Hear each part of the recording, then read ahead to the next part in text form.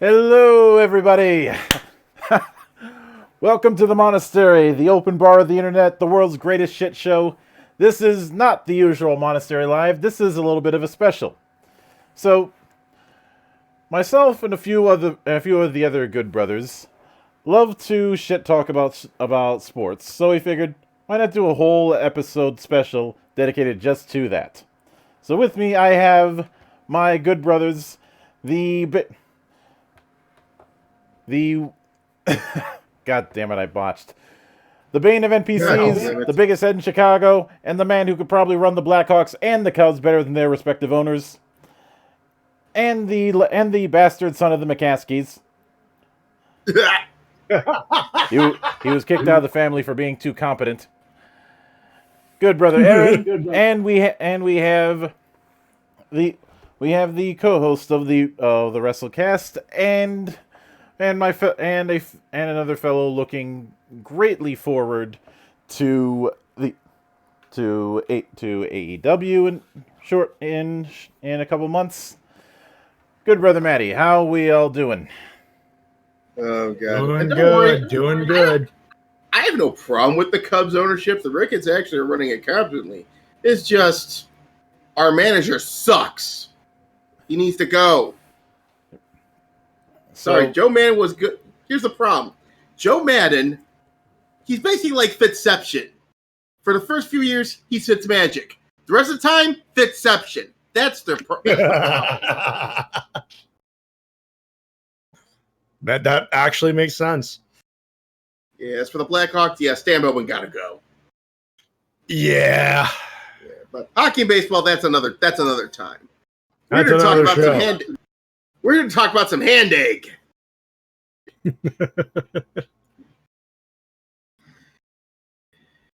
Yeah, simply put, are you ready for some foosball? Oh, I'm ready. Mildred, you there? Well, there's two botches. What, you mute yourself? I am not late. I am not gay, but I was muted. No. Did anyone hear us at all? No. I had manually muted my headset by mistake. Oops. Ouch. And I do apologize for the fact that only Aaron is showing up on the prompt. That's a case of OBS fucking up. Nothing I can do about that. Of course. And Sentai Master saying, would you say that the Blackhawks are down? Yeah. I would say yes until they get rid of Bowman and stop with this boys club bullshit, signing back old players from the old Cup squads. I mean, don't get me wrong, I like those guys, but you know what? They over the hill. Oh, we've seen how well that worked out for the Kings. Yeah, really. Yep. But this time around we're talking about football. And right. if anybody hasn't noticed, apparently they're making a big deal about how this is the NFL's 100th year anniversary. Yeah, really. With the whole 100 thing they keep plastering fucking everywhere. But this is going to be split into two parts. And I have a spreadsheet, kind of like the spreadsheet that I did with Maddie during the NHL season. And for the first part, we're going to go through the teams and go through the various teams, give our thoughts on each of them, and ask and answer how well we predict they are going to do, whether or not they're going to be playoff bound, they're going to be mediocre, or they're going to shit the bed. They're in the tank, or they're going to be in the tank bowl. Yep. So either good, bad, or meme. All right. Yep. I did a bit of a coin toss to see which conference we're going to start off with, and we're going to start off with the AFC. And I have the full team list on a page that I grabbed off off of Fox Sports because well, Fox seems to be doing better in ratings than CNN these days. You know, it's funny. I'm on the Fox Sports website as well on my Chromebook. I'm ready to go here. let me get my ass over there. And as Fuck it, I got. I know I can hear somebody in the distance going, "What about the preseason? What about the preseason?" No one cares about the preseason unless you want to see everybody getting injured. Yeah, why the fuck are you putting starters on the preseason show? Yeah, and I'll get to that, and I want to talk about something about that when we get to the Bears, but yeah, I'll say that when we get to the Bears. Yeah, we'll have to get that to the Bears. There's a thing when we get to the Colts, so we're gonna get to the Colts all right. Oh yes. So let's start off at the top with the AFC. All right. And Aaron, if you don't have it already, check the Gazette. Okay, give me a second. Right about now. All right, coming up. Right. Hold on a second. I gotta put this on my fucking Brave browser. I'm not gonna use Palewood for this one. Okay, there we go. Hey, We're breaking the first rule of modern television. Luckily, we're not on TV. nope. If I was, I would be if we were, I'd be spending all my money to the FCC. Yeah. Anyway. So we're going to start off at the top with the AFC East, and we're going to start with the Buffalo Bills. The walking mediocrity. Yep. Here we go. Now, even though they lucked themselves into the playoffs 2 years ago, they are still in the middle of their rebuild. So this is rebuild 5.0 now. Yeah. I guess. It's the perpetual rebuild. It's kind of like watching the development of Star Citizen. Yeah, this is oh god. Ladies and gentlemen, a recreation of the Buffalo Bills. Hey, I got a football team, everybody. Ah, shit, time for a rebuild. Well, but hey, they do sort of kind of have a football team here. I mean, Josh Allen's pretty solid. Josh Allen, frankly, is way too underdeveloped. His running game is on point. Even though I think he takes a bit too many risks to my liking, but his passing game not there yet. Yeah. So I don't think the Bills are going to be outright shit, but I do think that they're not making a deep playoff run. The closest I could see them doing is first round, or barring that they'll be wild card team. Yeah, but hey, did someone say? Did you hear somebody took OJ's number? And hey there, Misanthropic. Welcome to the party. So next on the list, we've got the Miami victims of Japanese fishermen. Start the clock. Nope. Start the clock. And for those wondering what the clock is for, how long till they fuck their season up? I got 2 games. More like how long will their quarterback go down and then Fitzception comes in? Okay, first off, let's address the obvious. For whatever reason, they thought they got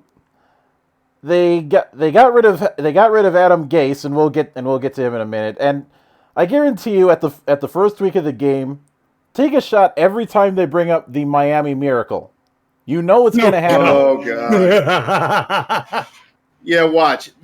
It's gonna. Yeah, no matter how bad their record is, trust. I have for some reason, they're going to somehow beat the fucking Patriots for one game. Yep.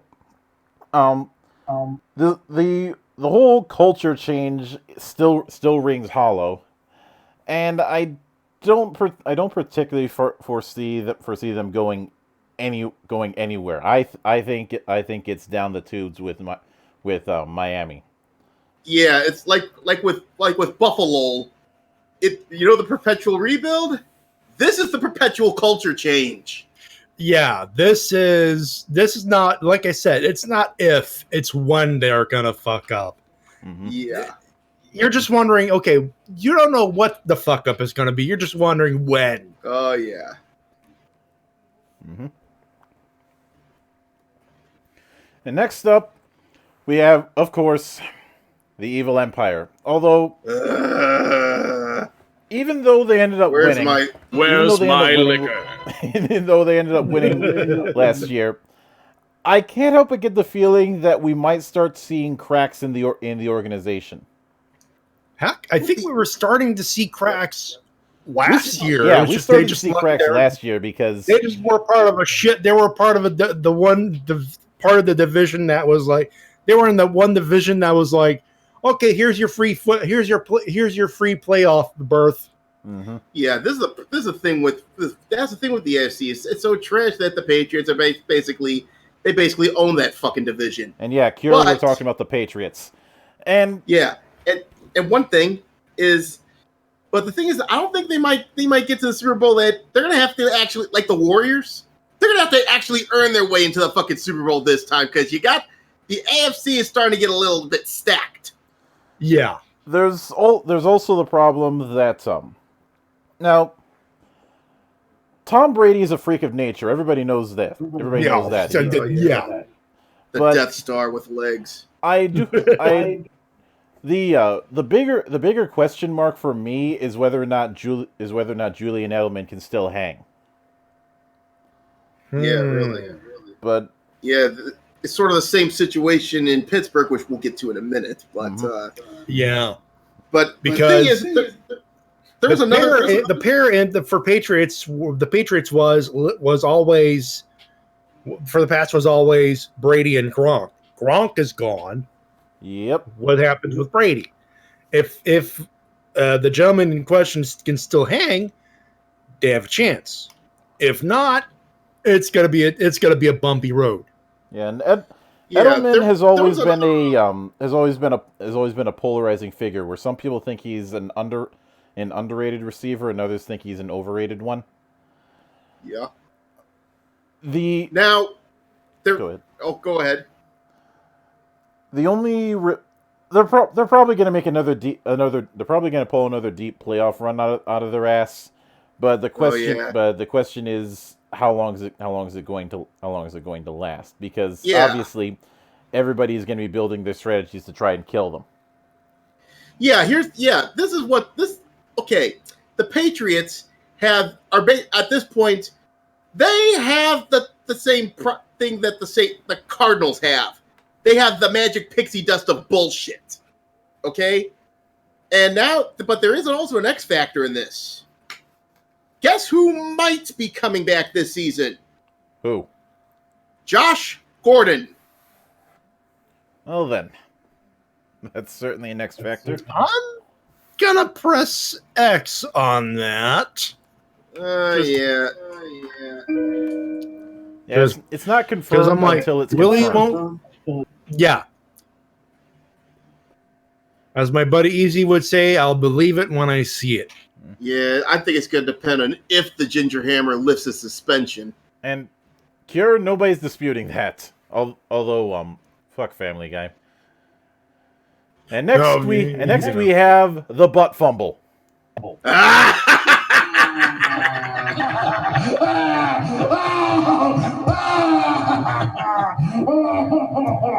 Sorry, gag reflex. Yeah. I mean, to those listening, am I wrong? Think about that. Am I wrong? Okay, first things first. Why the fuck did you hire Adam Gase? Yeah. But I want you. But hey, Jets fans, look at the bright side here. Look at the bright side. Number one, I think your record's going to be better than the Giants. Oh, for certain, absolutely. Because at least you got some talent there. Yeah. You got your quarterback. Yeah, he's still developing. And then you got Le'Veon. Yeah, you got Le'Veon motherfucking Bell. Here's the question that I have regarding Le'Veon Bell. One is obviously going to be maturity, whether or not the rest of his team is going to accept him, given the very public, long-standing contract holdout he just went through. Two, Yeah, he literally abandoned his last team to get a quote better paycheck. even though Now, his paycheck was the question is, can he put up? Because if he can't, he'll have to shut the fuck up. Agreed. There is no excuses, no safety net. If he fails, not the team, if Bell himself fails to deliver, he's fucked. Yeah, and like I said, I mean the only problem here is I hope to God Sam Darnold's no pushover, but That would help a lot as well. But not to the asshole as Captain Fat Fuck. Oh, good Lord, yeah. Yeah. But Gotta find that middle ground quickly. I don't see the Jets just getting out of sub 500 hell. They're going to be a sub 500 team, and Le'Veon is probably going to torture them with his poor attempts at rap. Yeah, Oh, good Lord, yeah. Sam. Yeah, you know what? Besides, Darnold's too green. I don't see them. Sam is too green, but if he develops, if he does, if the development speeds up or whatever, I could see the Jets pulling maybe not a playoff winning season, but they could have a winning. I could see them if all the pieces come together and not fuck up. I'm not expecting a deep run out of the Jets, but a winning regular season record, they got the pieces to do it. Yeah, they're not totally bad. They're not just really mediocre. But mediocrity doesn't mean what's like it's 16 games. Like if we see 8 for 8, but if we see 9-7, that's improvement. Yeah, might even give the Bills a run for the money. That'll be interesting. So like I said, I'm not Ravens. expecting a deep run yet here. There's still too much developing pieces, but they have the pieces to make a winning season. That, or at least enough of the pieces. All right, next we have the Ravens, who did probably the smartest thing they could do and tossed Joe Flacco out into the ocean. Oh yeah, the check down king. Yeah. As much as we've made memes the past week about Baltimore, the Ravens I could see making a bit of a playoff run because they are starting to develop a stronger identity than they've had in the past. Oh yeah, I think I think they're going to be the top 2 teams in the AFC North this season. Yeah, AFC definitely. North, I could see Ravens, Steelers, or even Ravens, Browns, but we'll get to that. The AFC North is definitely one division that's going to be mostly competitive. I'd say. For once. There's not a whole lot else when it comes to Baltimore. But given the fact that they managed to get into the position that they were last year simply by fucking up less, even if they met an untimely end. But they didn't have a whole lot of choke jobs last year. Yeah. But this season, they don't got a lot of room to fuck up. Yeah. To be honest, they don't have a lot of room to fuck up. I mean, Lamar Jackson, hopefully he gets better. But like I said, you got 2 other teams nipping at your heels this time. There's no room forever. In a few years, they were pretty in that division. They ran it unopposed. This year, as we're about to discuss, it's not gonna be too comfortable. Mm-hmm. Nope. And before we get to that, though, yep, we gotta talk about the Bungles. We interrupt this broadcast to bring you to OHIO. The Bengals suck. We know.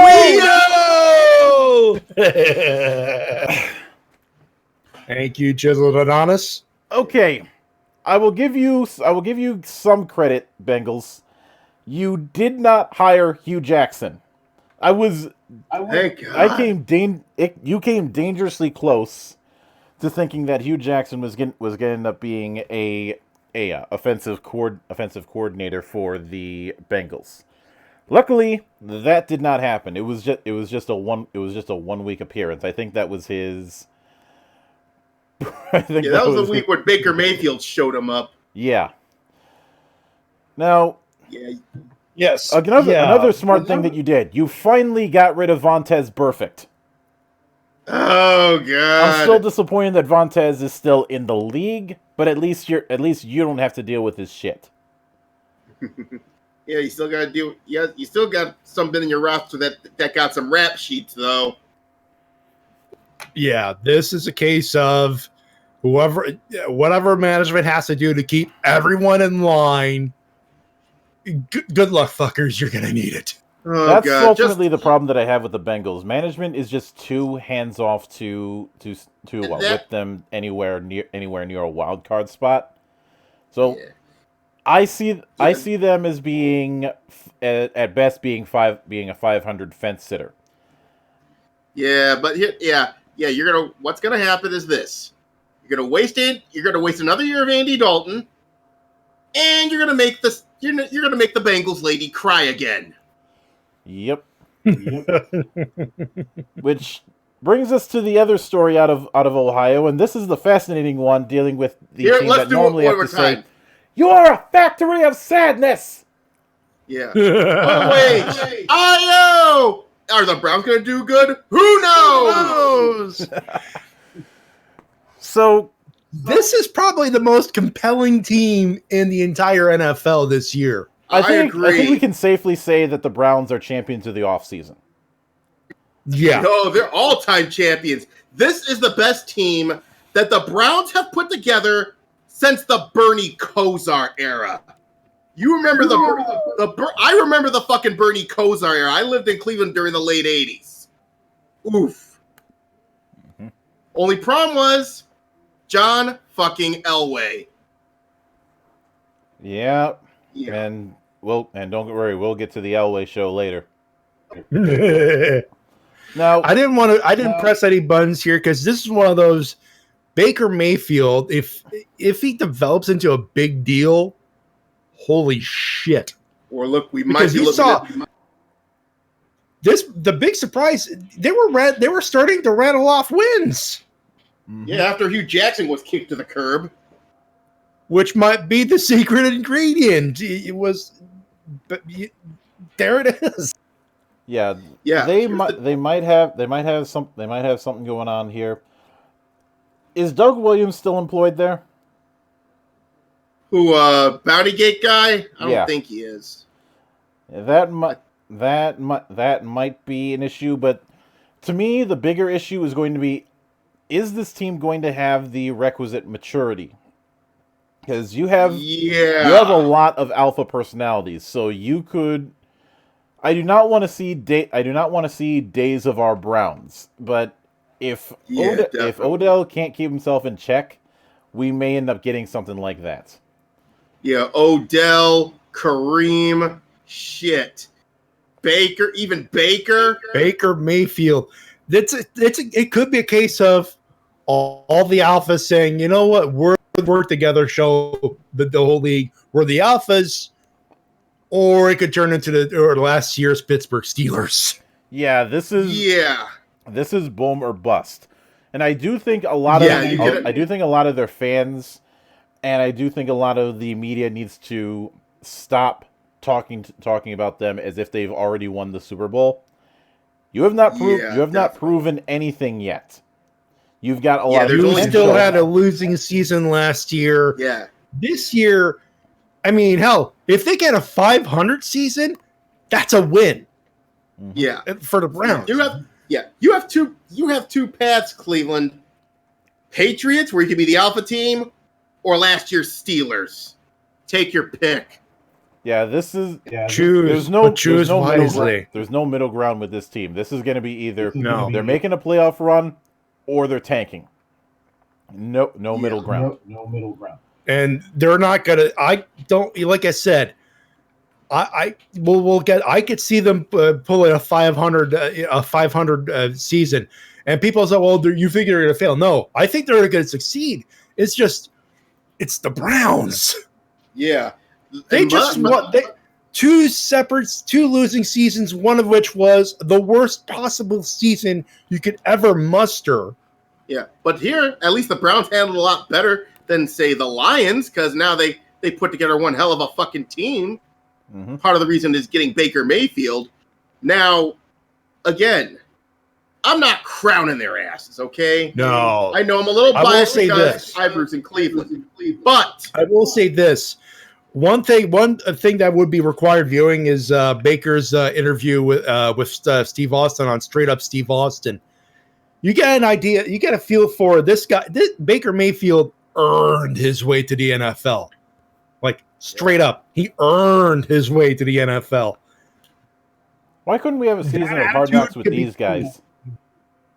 yeah, this guy, Baker Mayfield, he's unironically could be a leader of men. So I think what's going to happen is, bottom line is this: if he proves himself, if this team proves himself, believe me, they're winning this fucking division. If not, yeah. If they don't, they're gonna get fucking close. Yep. And next up, this week on Days of Our Steelers. Oh boy! Oh, you thought it was done. You thought liquor? Le'Veon's gone. AB's gone. Nope. The soap opera will endure. Yeah, because of one reason. Captain Fat Fuck, leader of men. I can say now. First off, I have serious doubts about whether or not Big Ben can even go at the same level that he was going a few years ago, because he threw a lot of interceptions last year. Oh yeah. The one thing, there's also the fact that the Bullfrog is still their head coach. Tomlin. This might be his last year unless he does an extension. But of course he's not going to get fired because Pittsburgh doesn't fire coaches. The big problem that I'm having is involving him or Danny Smith, who has no idea how to do any sort of coordination. Yeah. And of course, Captain Fatfuck's butt buddy Feetner is still there. So yeah, they did cut some of the cancer out, but I don't think they cut enough of it. Yeah, that's the big question. Did they cut enough of the cancer? I'm with here's you the on even bigger tree. question: is Juju Smith-Schuster ready to be the guy? I hope he is. I like Juju. Juju, that's the $1 million question. I mean, well, the $500,000, because the other $500,000 is, have they cut enough of the cancer? And I'm with you. You know where the rest of the cancer is? In the coaching and the quote unquote leader of men. Yeah. I don't think Big Ben's gonna put away his fucking ego for 5 minutes. Yeah, the only credit I will give him is the fact that he killed off his radio show, which was what was pissing off a lot of people. Good. Now, it's gonna come down to this. If the Steelers, and if Homer's right, and the Steelers won't make it in the playoffs, it's gonna be blow up time. Yeah. There is no choice. You failed to make the playoffs again, blow it up. Yeah. Fire everybody. Big Ben out. Yeah. Keep Tomlin Juju out. Yeah. Keep Juju. Get rid of everyone else. Anyone that did not produce in that season, out. Big Ben out. Tomlin out. Juju, if he produces, he stays. Otherwise, wholesale. Blow it the fuck up. But All eyes are going to be on him to try and produce. And while he's very good, I have doubts about whether or not he can be the franchise. I agree. But moving on from that, let's get to the team that nobody trusts, the Texans. Ooh. Oh, big ass question mark as usual. Ladies and gentlemen, let's make a deal with the Houston Texans. What's behind the curtain? Playoff contention again, or a big fat zonk? I'm calling mediocrity. Like there are just way too many things that I just don't trust delivering at a decent level with the team. Yeah. Like I said, this is going to depend on the question on whether or not the hospital is open. If the hospital's open, they're fucked. Yeah. Their goal if their everyone goal should stays not healthy, they might have a surprise playoff run. But if the injuries pile up too much, it might be a repeat of last year. Yeah, not last year, the year before. Yeah, they make the playoffs, but they're not going to go. They can't go deep. Oh, they don't have the top. They're basically Toronto. They're basically they're like the Raptors without Kawhi. A lot of talented players, but none of them would classify as leader of men. Mm-hmm. Though sometimes no leader is probably the best situation. A leader could be born out of something like that, but yeah. Well, it's a case of the old Panthers of the 90s. Oh yeah. In a sense, yeah. All right. So next we've got the team that has become this week's supervillain in the NFL. First off, a moment of silence for Andrew Luck. Mm-hmm. Oh yeah, definitely. F in the chat. Press F in the chat. Because he did. I mean, we were talking about that before we went on air. I watched. I mean, Huge Free said it best, and I saw that full conference. I saw highlights of that full conference. Andrew Luck, physically, might have been in his prime, full healthy, and everything else. But you could tell he was already checked out. He was done. Yeah, he was at fuck this shit, I'm out mode, definitely. Mm-hmm. And you know what? Shame. And one thing, shame on you. Some of these Colts, shame on fucking you for booing this man. No, it wasn't his fault. I think fun for that. It definitely wasn't his fault. And there's been plenty. But I'm not going to chastise them. I'm not going to chastise them as hard because of what. And I'm not defending them. I'm saying I understand. But here's the thing. And Cowherd, even though I still resent him over some of the shit he said about Eddie when he passed. Oh God. He did raise a point when he said that the sports journalists out there are paid to not be emotional, although some of them don't do a good job at that as we've seen, much to our enjoyment. But when fans go to a thing, they're in there. They're rewarded for being loud. They're rewarded for being drunk. They're drinking before, during, and after the show. So them getting emotional is. I'm not apologizing for it. I'm just noting that it was going to happen. It's understandable. Mm-hmm. Is what it is. I remember when I brought that kind of thing up on Facebook, and somebody said what, and somebody said, well, why is it that when we have a retirement thing in wrestling, everybody's doing the thank you chant? You have a different atmosphere and a different type of fan when it comes to a wrestling event. Most wrestling fans understand. Most longtime wrestling fans understand or at the very least gets that a lot of effort goes into that ring, not just in the training, but in the perception, the character work, and the physicality, not just in the ring, but the upkeep, the physical upkeep. A lot of people stand up when someone retires or leaves due to injury because it's not an easy job. No. Well, I did one match and I said, okay, that's enough. I am not cut out for this. It's a very while imagine doing that 300 days out of the year. Yeah. While the Colts were definitely made a marked improvement last year, without luck, I don't see them going I don't even see them sniffing 500. They are going into tank mode. They're going into the tank. Yeah. Because the only they have to because they just lost their quarterback. Period. Yeah. But what I'm afraid of is in the future, when they get another generation, possibly another generational quarterback, I got a feeling they'll fuck him up too. I wonder if they're going to be in the next few years they're going to be a team that relies on drafting instead of and barely does anything in free agency.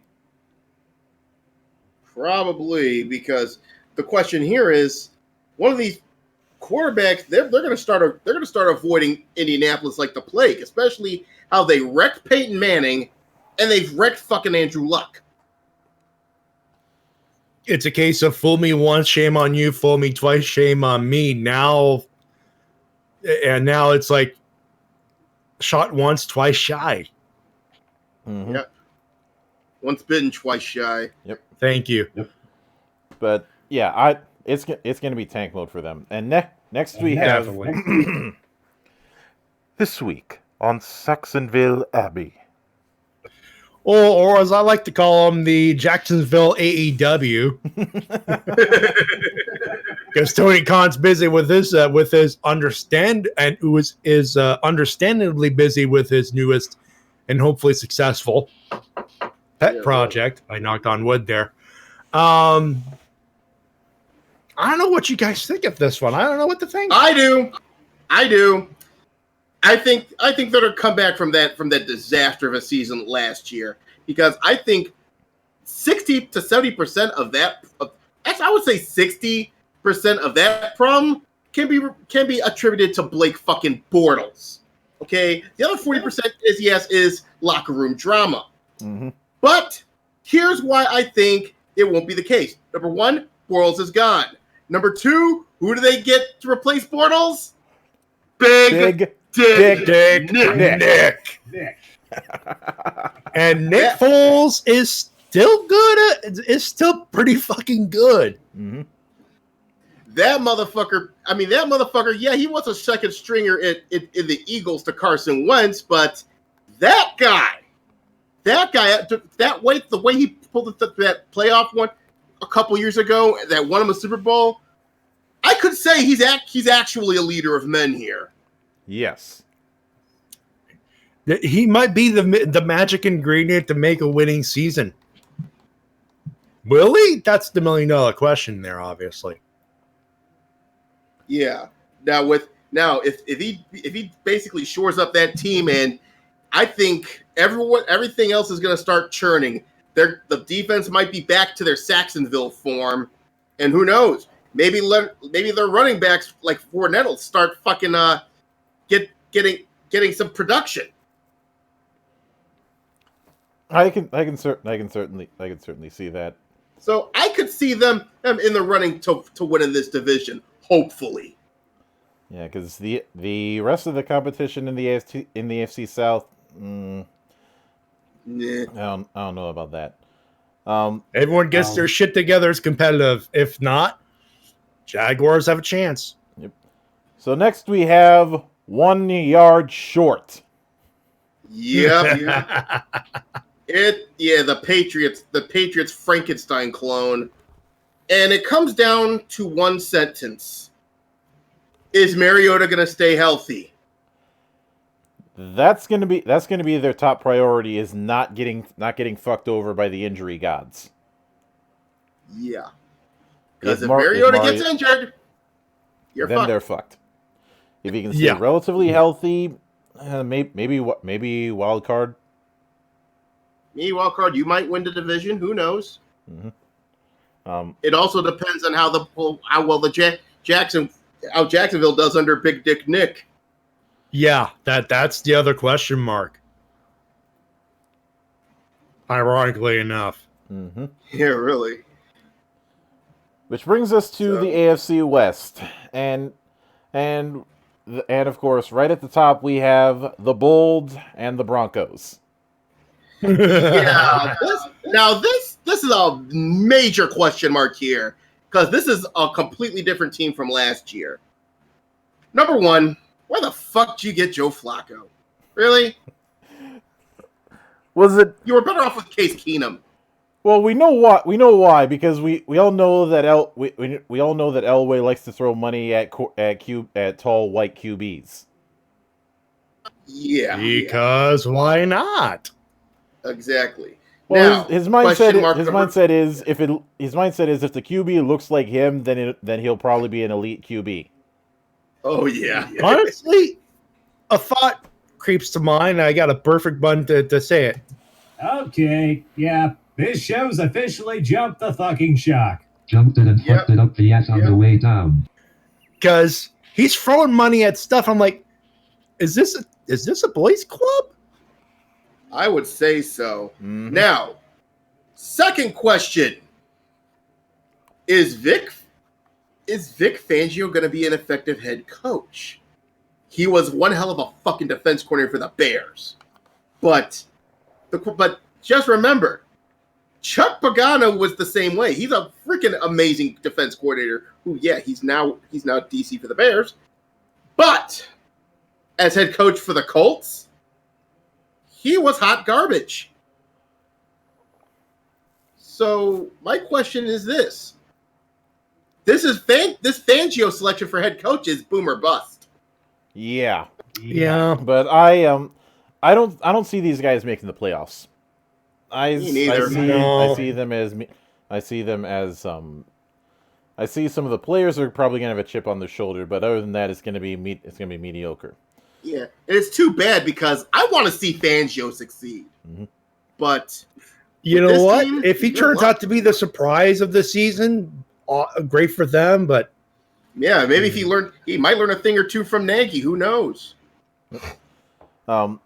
Next we have. You just went full read. Never go full read.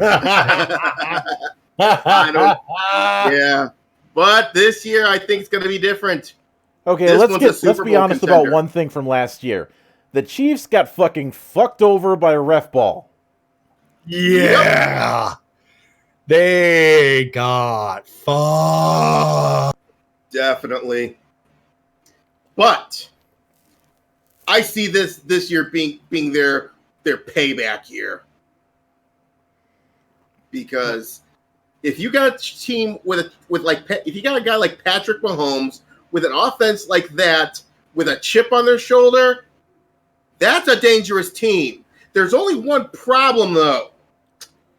Their defense is still shit. The defense is shit. The thing that's made me concerned is Andy Reid going to choke it this year? He didn't choke last year. He got screwed over by the refs. But yeah, we know how this story goes, all the way back since his days in Philly. Oh yeah. But yeah, I see them a Super Bowl contender if number one, they don't go full Reid, and number two, the Zebras don't fuck them. Yeah. Again.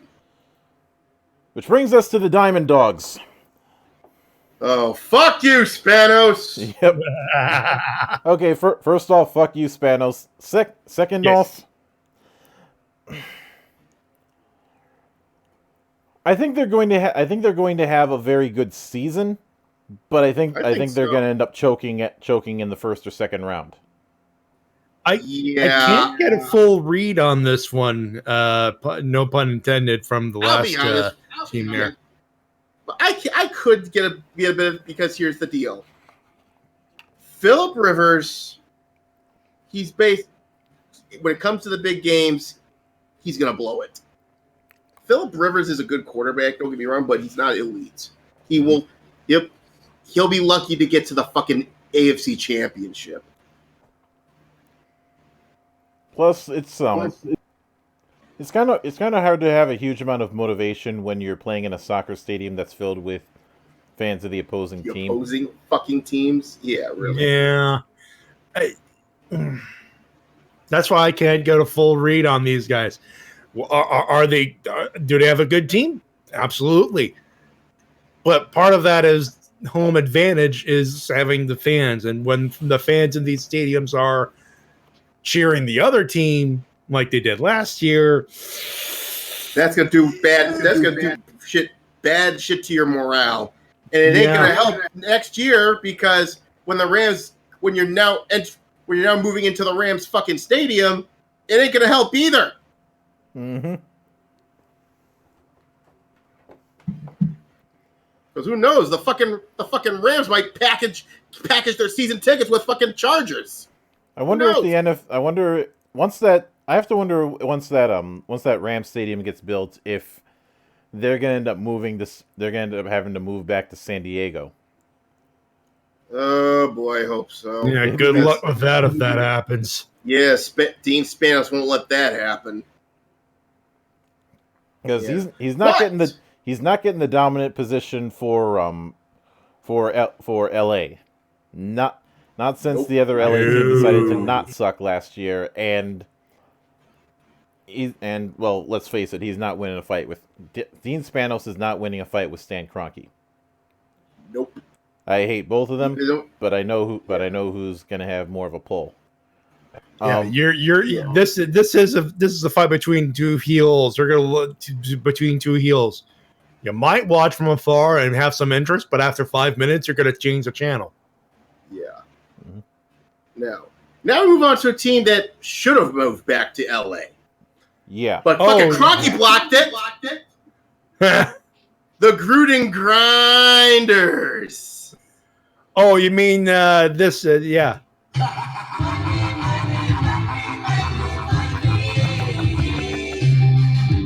Ladies and gentlemen, the $1 million Gruden. Yep. You have to Oakland, Vegas, you're gonna have to deal with Gruden for the next 9 years, unless he gets bought out, and that ain't happening because he has a stake in ownership. Yeah, if they buy him out, it's gonna be a Bobby Bonilla situation. Yeah. But furthermore, I want somebody smarter than me to try and help me figure this out, because this still bugs me. So during the holdout with Khalil Mack, they kept crying poor, yet somehow they're willing to throw all of the monies to not only one of the most toxic defensemen in the entire league, but also the biggest diva in the league. Yeah, I got another bun for this because, gentlemen, and this is a running gag from Toka Riffs, and I do apologize because it is our running gag, but it fits so well. When you're trying to win a football season with the biggest cancer in all of football, you're shaking hands with danger.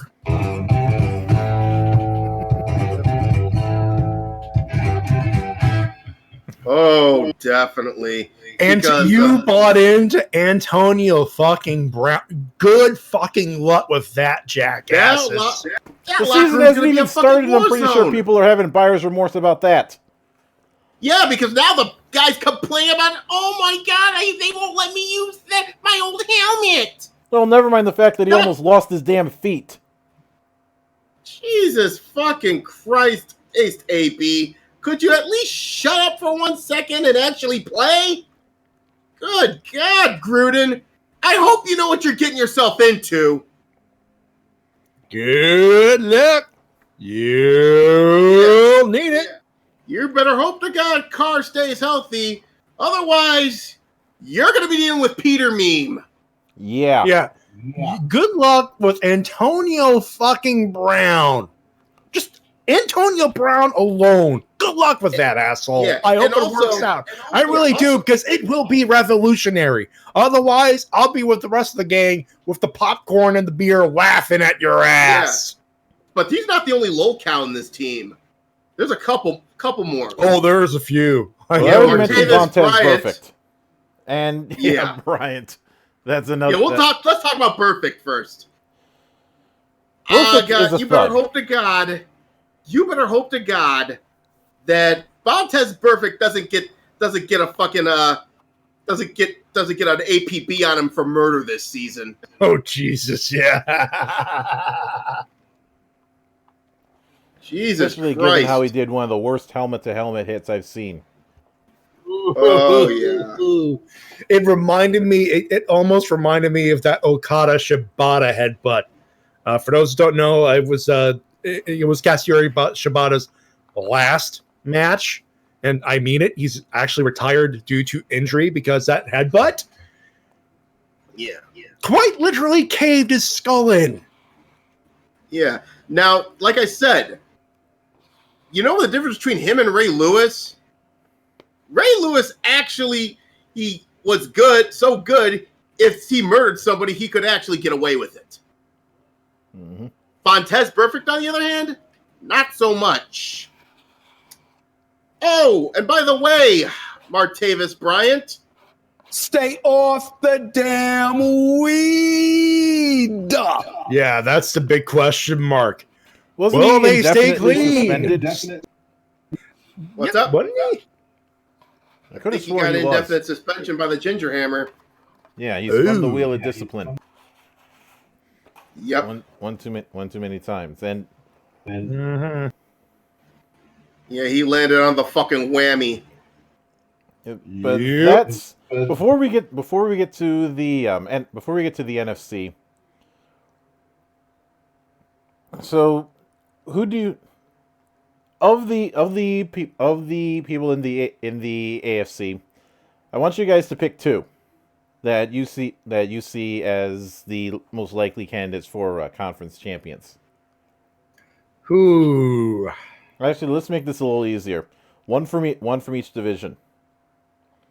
Okay. One, so AFC East, North, Southwest. Okay, gotcha.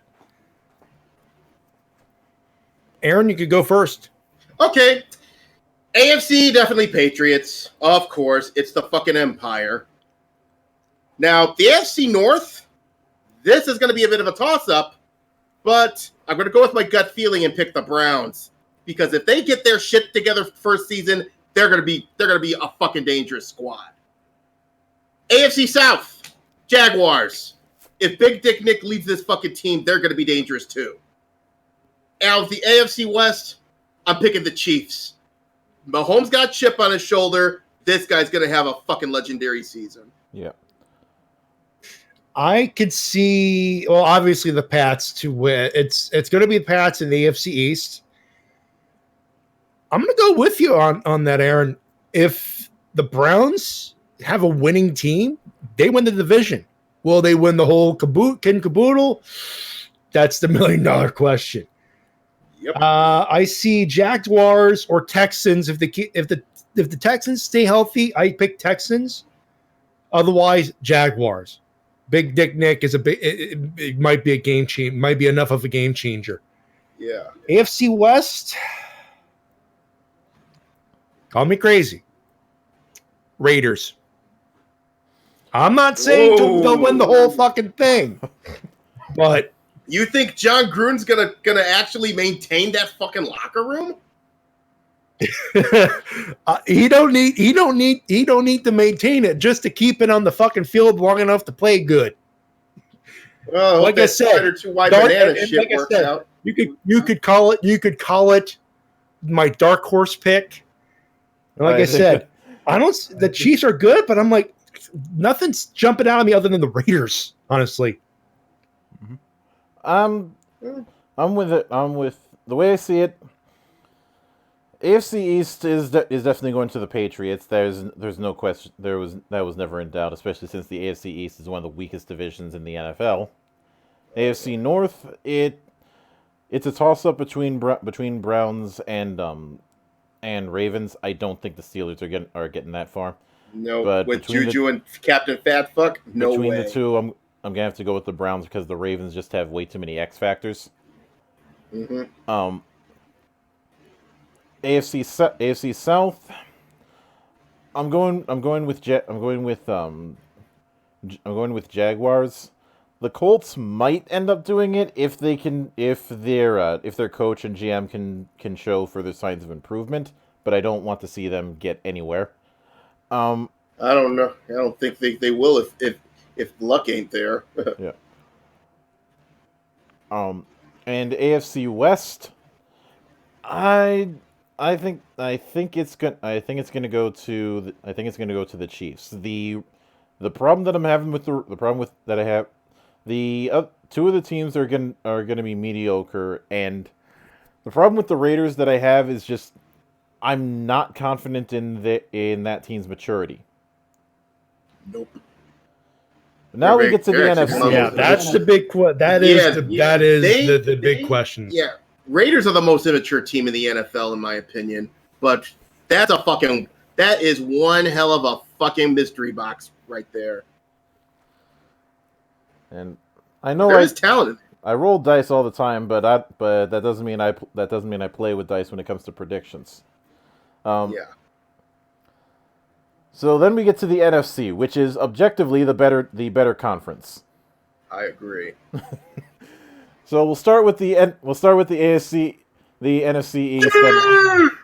We got boys. We got Dick. We got Zeke. We got Fender S. Amari Cooper. Tony Romo on commentary. Emmitt Smith as an analyst. Jerry Jones. Sean Lee. We're going to win all our games. We're going to win our division. And then we are going to the Super Bowl. 6 rings. 6 rings. How about them assholes? The accident waiting to happen. Yep. Actually, I take that back. They're just an accident. It's already happened. Okay. Now, first off, the Cowboys are not America's team. They have not been since the 90s. They're Jerry Jones's lab experiment. Yeah.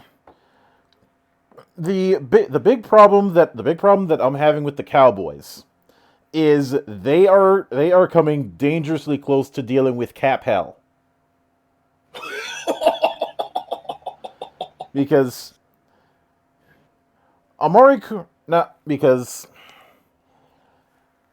Zeke is going to want to get fucking paid. Dak is going to want to get fucking paid. They don't have the cap space to give them both the kind of money that they probably want, and one of them is in the middle of a holdout. Oh boy, which is going to complicate matters further. Worst case scenario, we end up with another Le'Veon Bell situation. Best case scenario, one of these guys gets traded. Okay. Yeah, the whole Zeke thing has become a fucking nightmare for them boys. Because this is, like I said, this might be a repeat of the Le'Veon Bell situation. Also, can I take the time to point out that that Michael Irvin might be the most annoying man in sports commentary. Like, I am not that level of an athlete, but every time I hear him rant for more than a minute, I'm like, I'm not even. You probably have more muscles than me, and I want to punch you. Yeah, that motherfucker is too intense. At least with Stephen A, at least he gets some nice memes and jokes from the guy. Yeah. That, my friend, is a heel manager waiting to happen. Exactly. Now, he had gotten dangerously close to the point where I was using the Jameson note saying, I want Irvin to die ... slowly ... cunt. Now, here's the sad part. With all the problems they've had, they're still in competition to win the NFC East. That's the most fucked up part. Yeah. Now, whether or not they're going to make it to the playoffs, there's just way too many X factors for me to have any confidence in that. That and the Cowboys have a long and illustrious history over the last 20 years of choking. Yeah, unless something unless one scenario happens, they'll go 8-8 or 9-7 and still win their division. Oh, they'll probably win their division. I'm just saying I don't see them making a deep run. Oh no, they're one and done easy. Mm-hmm. Absolutely. Which brings us to derp, derp, derp, derp, derp, derp. Derp, derp, derp. Hee-hee! Derp, derpity, derp, derp. So, let me get this straight. You gave him an extension months before you traded him off, and because of that, you've got a few dozen $1 million in dead cap. Oy. Like, Gettleman is a fucking idiot. It's tank mode with the Giants. I do not see. First off, there's the whole thing with Daniel Jones, which now that they've seen him play, I have to say one thing: Giants fans, make up your fucking mind. During the draft, you thought that Daniel Jones was going to be the complete drizzling shits. You see him play one game, and all of a sudden, you think you're going to the Super Bowl. Yeah, really. Here's the problem. You drafted worse than the fucking Jets. That's bad. Here's your situation here. You have Saquon Barkley and no one else. Ride that glorious fucking tank. Not only that, you still have Eric Flowers, who still is the living turnstile of the NFC. You still, for whatever godforsaken reason, think that Eli Manning is an elite quarterback. Yeah, he was elite like what? Back 10 years ago? That motherfucker looks like he wants to fucking retire. Yeah, the problem is the Giants organization probably doesn't want to let him. They think that they're going to be in some PR hell if they have a Manning retire. Trust me, you're doing him a favor. Don't Andrew Luck him. Yeah, so I see the G-Man as a tank, and I see that 5 points is probably going to drink himself into a stupor again. Oh, definitely. And yeah, they're fucked. I'm flashing back. I'm flashing back to that. I'm flashing back to that thing already. That vid. Oh boy! And for the next one, I have a bit of a song that I need to get out of my system. Yes, do it. Cry, Eagles, cry on the road to misery. Sigh, Eagles, sigh. Blow the big games 1, 2, 3. Miss them low, loft them high, and we watch our Eagles die. Bye, Eagles, bye. Bridesmaids of the NFC. LOSERS, losers. I like your tree's version better. Yeah, but it was a little bit too timely. So yeah, they've decided that they're going with the Church of Wentz, which I am not converting to. Thank you very much. I already have my own temple. But more importantly, I think with all the people that they've shut out, 2 years ago feels more and more like a fluke. I'm going to put it to you this way. This team is a question mark. Why? You have all these people. They've suffered through cap hell this offseason. Alshon Jeffrey, I think he's gone. Most of your guys gone. And Nick Foles ain't going to be around to save you this time.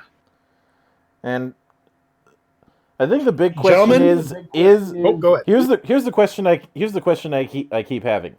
Is Carson Wentz really that good, or was he only that good because he was in NDSU? Yeah. Ooh.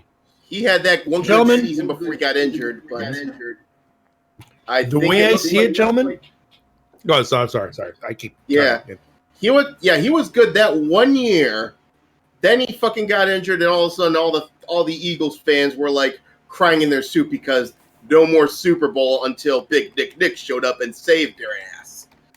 But here's the thing: ever since he got back from injury, from that first injury, he's been So I hope to God he goes back to his form, because if not, they ain't making the playoffs. They'll make the wild card maybe, but nothing else. Yeah, I will say this, gentlemen. Bold prediction. That's number 2. We have a crappy team in the Giants and a potentially crappy team with the Philadelphia Eagles. When they finally meet, Tank Bowl. Yep. Yeah, that is a tank bowl to end all tank bowls. I'm not playing the music yet. I'll save that for the week 1 predictions. Yeah. If Next we get the Washington Triggered Skins. The Washington football team, yes. Okay. This team's just not going to go anywhere. I'm sorry. Case Keenum isn't going to be your savior. No. And as a Vikings fan, I'm gonna say this to you. I'm gonna say this to you right now. I said this to Denver, and I'm gonna say this to you. We tried to warn you. We tried telling you that this guy is complete mediocrity, but no. You saw the Minneapolis Miracle, and you thought that you'd be heading to the promised land. You ain't sniffing the postseason. Yeah, here's the thing with the Redskins, okay? With them and Case Keenum. They gave away their fool's gold a year ago to fucking Minnesota, and now they got Minnesota's fool's gold. Mm-hmm. You ain't going nowhere, Redskins. Forget about it. Besides, fuck Snyder. Yeah. The sad thing is Snyder was not complete shit at drafting, so maybe he should do that more often. Maybe then they won't suck. It's a case of the Redskins are going to start to do good, and then the football gods are going to go, where do you think you're going? Yeah. And then they'll start being shitty. Oh, definitely. Probably. Yeah, injuries, what have you. Yeah. There's no way you'll get you may get a wild card, but good. Beyond that, best of luck there, buddy. Yep. Then we get to the NFC North, and we start off with the Bears. The Bears.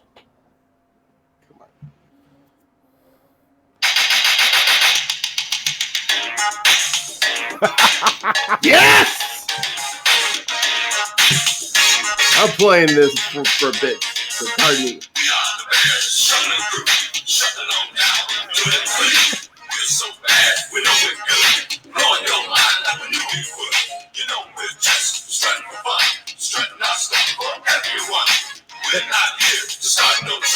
We're just here doing the Super Bowl shuffle. Yes. And you know what? I won't be surprised if the Bears are doing the Super Bowl shuffle this year. Call me fucking biased, but you know what? After that bullshit from the double doink, I bet they're pissed. Yeah. Now, first off, I am severely disappointed that Chicago did not go with Chris Blewett as their new kicker.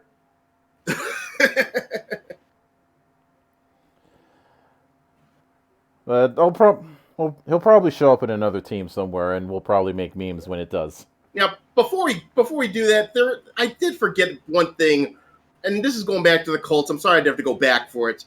I think I have an idea who to get for the Colts should get for their QB. Get that moron Kaepernick to throw the football for that team. Have him deal with that fucking O-line. Oh, you want to get back into the NFL so bad? Here, join the Colts. Get wrecked by by your opposing team's defense. Well, you know who the Colts have as safety, don't you? Mike Mitchell.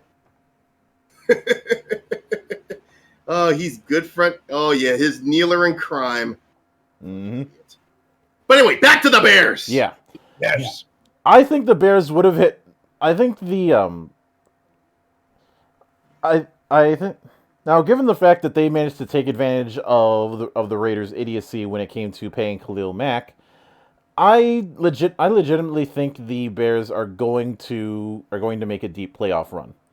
The only thing that stopped them last time was Cody Parkey cementing his legacy as the most accurate kicker in the NFL to the crossbar. Yeah, hitting the fucking uprights.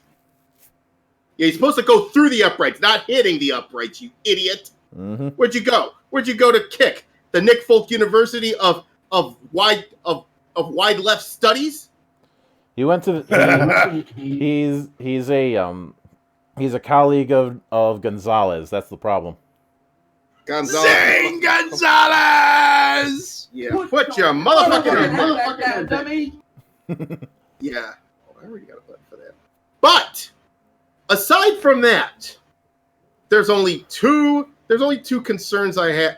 First off, let's go for the good news for the Bears. That front, even though you got Chuck Pagano as a defense coordinator, that front seven's still going to be badass. Okay? Now that secondary, I think it's going to be even better than last year's. You got rid of Amos, and you picked up Clinton Dix. Clinton Dix, Kyle Fuller, Eddie Jackson. 3 players that can get picks. That's dangerous. Now, the offense. Yeah, I don't know why they got rid of Jordan Howard, but I think it's the offensive scheme thing. But you still got a solid running back in Tariq Cohen. Mm-hmm. And thankfully, the offensive line for Kyle Long. No, offensive line for the Bears.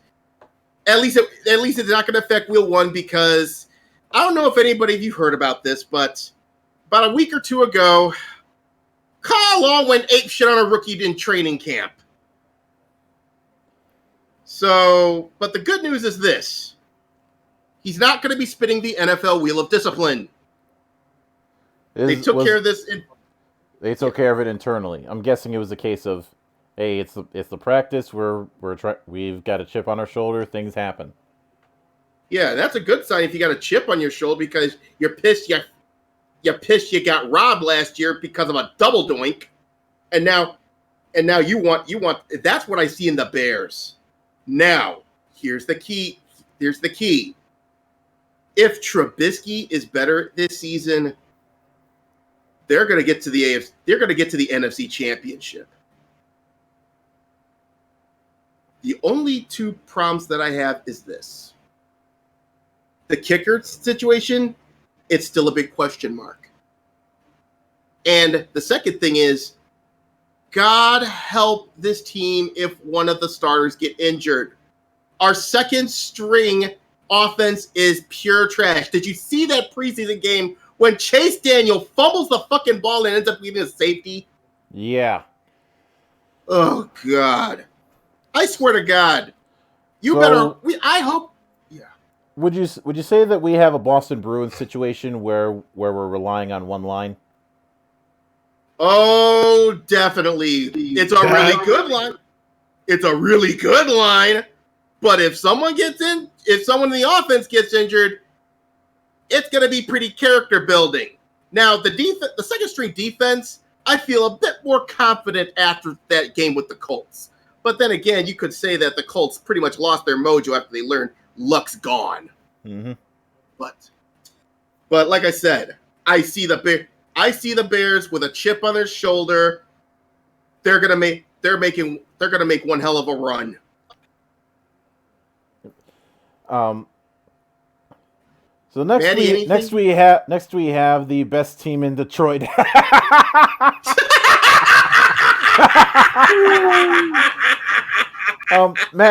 Maddie, I need the MJF button. Ask and you shall receive. Oh shit! Oh, you're such a loser.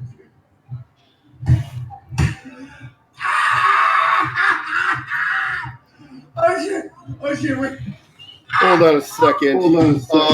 Before we go on with this one, Crystal mention a name for the for someone that could probably get to the that could become a quarterback in the future, maybe for the Colts, an option. He mentioned, guess who he mentioned? Johnny boy. Johnny fucking Football. Yeah, no. With Yeah, no, that ain't happening. No. Yeah.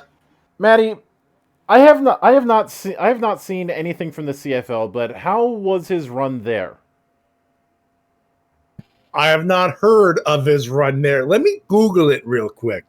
Well, he did have a run in the AAF. He was doing okay. He was doing okay in the AF, yeah. Until he got injured. Yeah. Strong Opinion Sports did a very good film breakdown, and I do recommend watching some of his videos. He I don't always agree with him, but he is very analytical, and he does really, really good film breakdowns.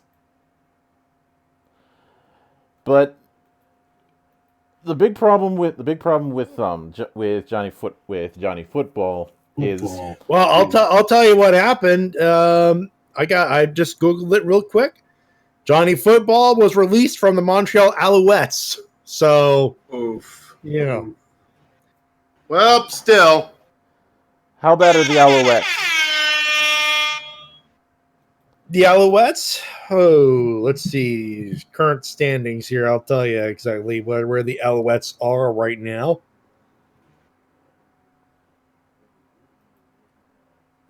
All right, in the East, the Alouettes are sitting second with a .556. 5 wins, 4 losses. And the Hamilton Tiger Cats are sitting at 8-2. Yeah. So they don't have the worst record, but they're not playing. If they make the playoffs, it's barely. Yeah. And by the way, Liz Finnegan, if you're watching this, probably doubtful. Sorry about your wriggles. Sorry about your wriggles, but you should know as well as anyone the football gods show no mercy. Amen. Amen. Anyway, back to the fucking Lions. The Lions are not going anywhere. They are going full on tank. They might win 1 or 2 games early on in the season, and that's it. After that, they are going to be a punching bag. They are the Baltimore Orioles of the NFL. You got Stats Padford. That's it. You're wasting his fucking career. Trade him to a better team. And stop having your players play in the cold, goddammit. Yeah. Jesus. Fucking Matt Patricia. What a goddamn joke that guy is. That and the whole posture thing where even though he's got a worse beard than me. Yeah. Your best case scenario, Lions, is this. Mediocrity. And yet somehow you're still the best team in Detroit of the Big Four. Now, you know what? When it comes to the Brock said it best. What is that team's name? That is correct. It does not matter what his name is. Exactly. All right, and next we got to go into Easy's favorite team, Packers. Or better known as Aaron Rodgers. Because he's basically carrying that fucking team. Yeah. Ladies and gentlemen, the Green Bay Packers, starring, sorry, I forgot the name already. Mm-hmm. Aaron Rodgers. Sorry. So, yeah. The Green Bay Packers with Aaron Rodgers and not for ready for primetime players. And and you pretty much described them perfectly.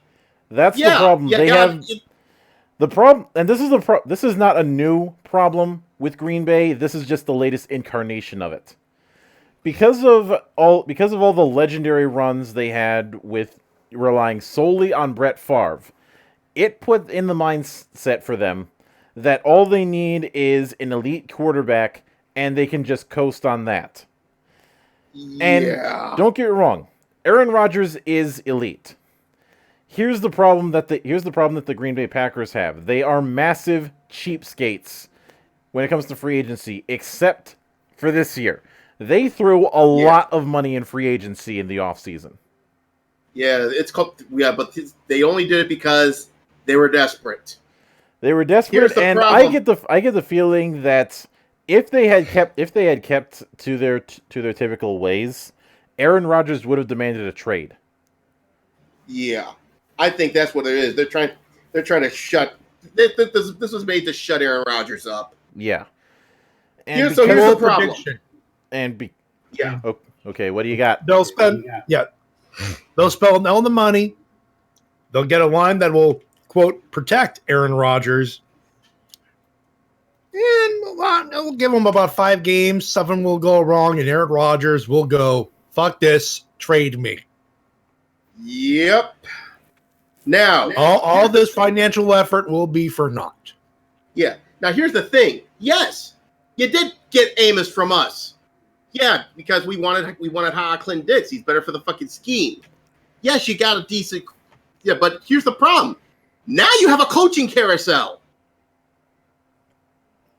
This is a potential coaching carousel waiting to happen for the Packers. You've got a coaching carousel, and more importantly, you've got a guy who does not trust the current coaching scheme. Exactly. So, you know what, Packers? There's only 2 words I can say to you as a Bears fan. Payback time. As somebody who doesn't care for Wisconsin and as well, yeah, I don't see this happening. The only team out of Wisconsin that has any bit of competence is the Brewers, and that's not saying much. Yeah.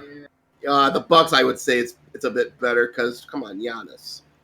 But except what else have they got besides Giannis?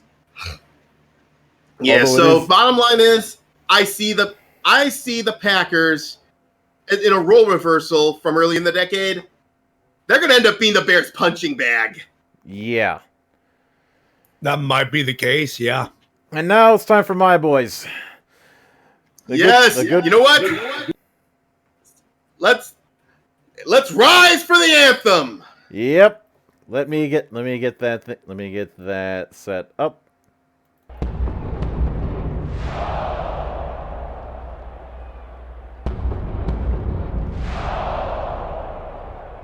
Where's my liquor?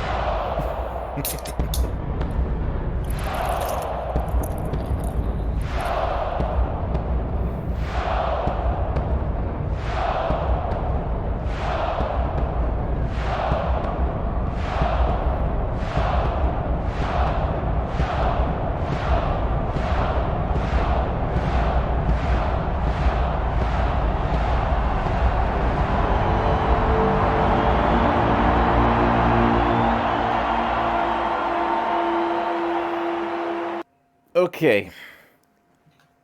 Now, first off, the Vikings didn't do a whole lot in free agency, and the draft positions weren't exactly they weren't big game changers. It was just kind of mediocre.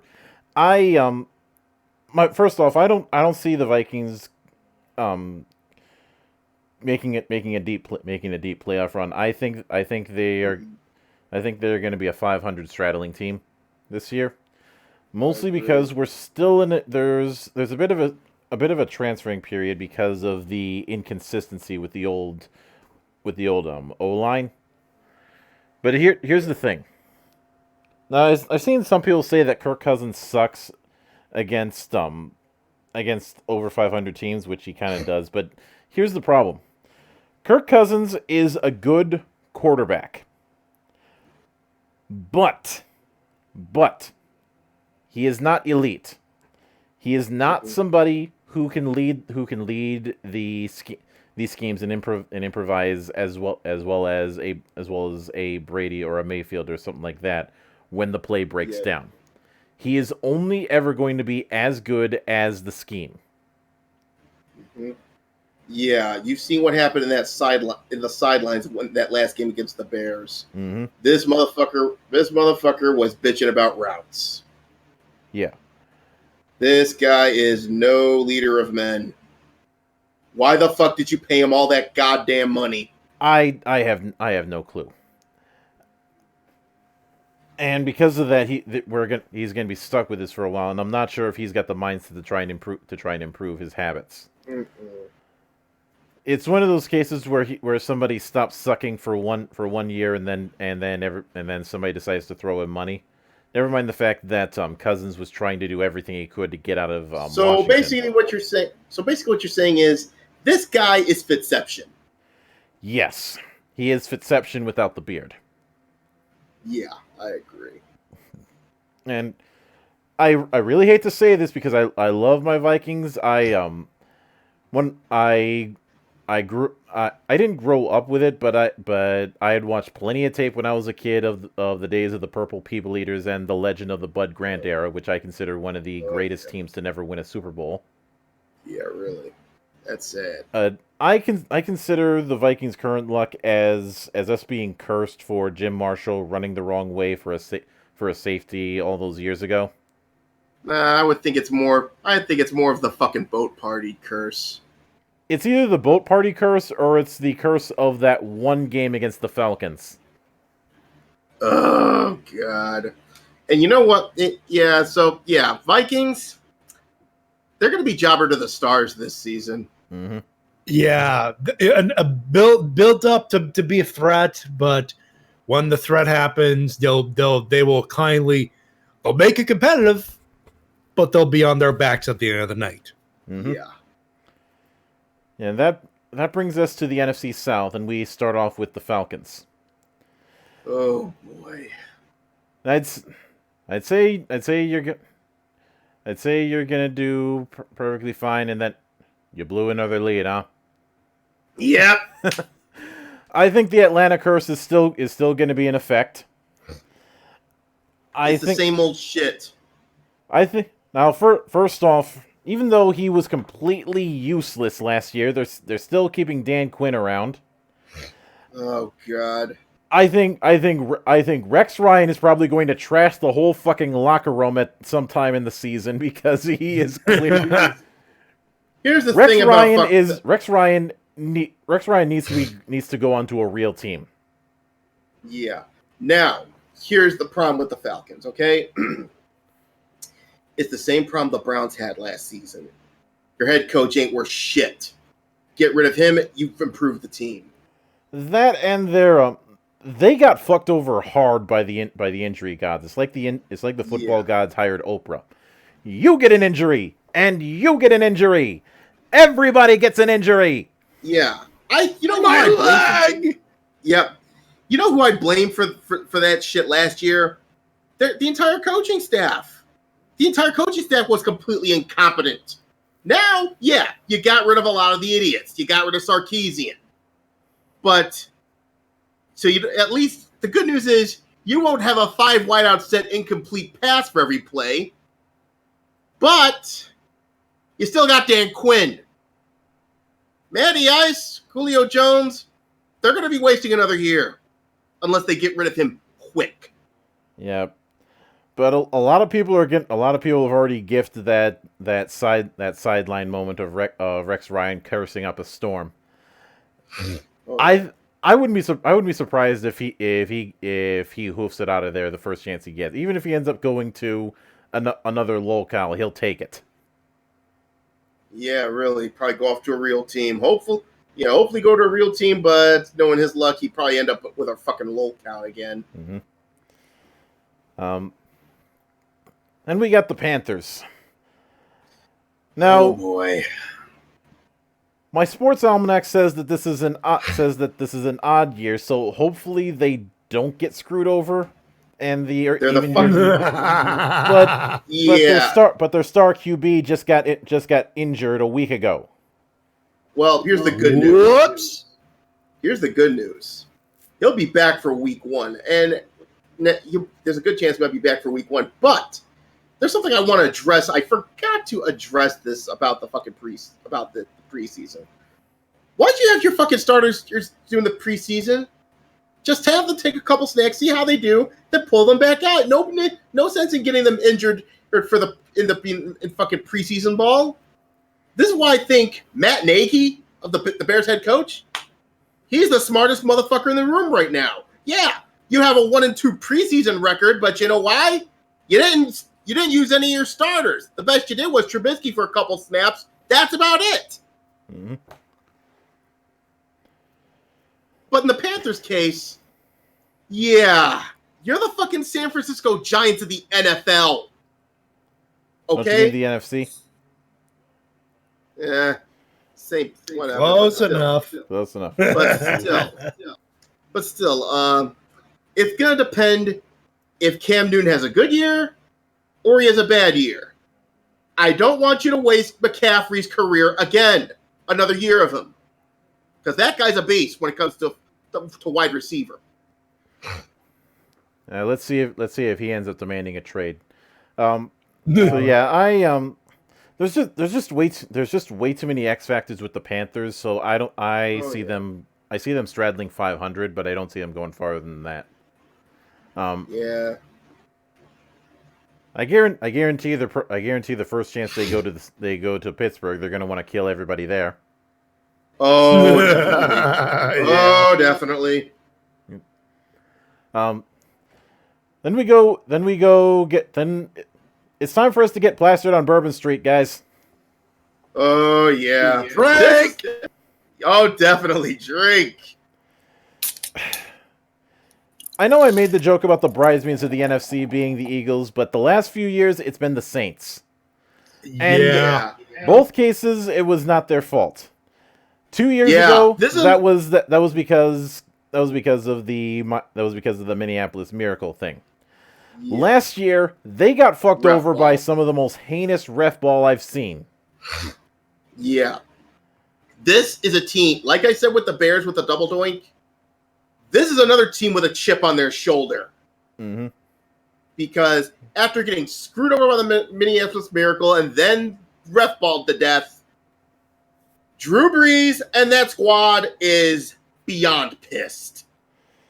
They're going to run roughshod over the NFC. The only team I see stopping them are two. Rams or the Bears. Yeah. But then again, I don't think it might be the Rams because that they were the beneficiary of that ref ball. They're going to want to kill them. If there's any joy I'll get out of that, is that I'll get to see Cam Jordan trolling everybody again. Oh yeah. Like I just love how he just loves to fuck with people. Yeah. But I'll tell you this right now, yeah, they got a chip on their shoulder. I see them going full fucking beast mode this season. Yeah. Saints are going to make a deep playoff run. They're I'd say they're the most likely to win their division. Whether they win the conference, that's another matter entirely. Oh yeah. There's a couple claimants to that crown. Mm-hmm. And lastly,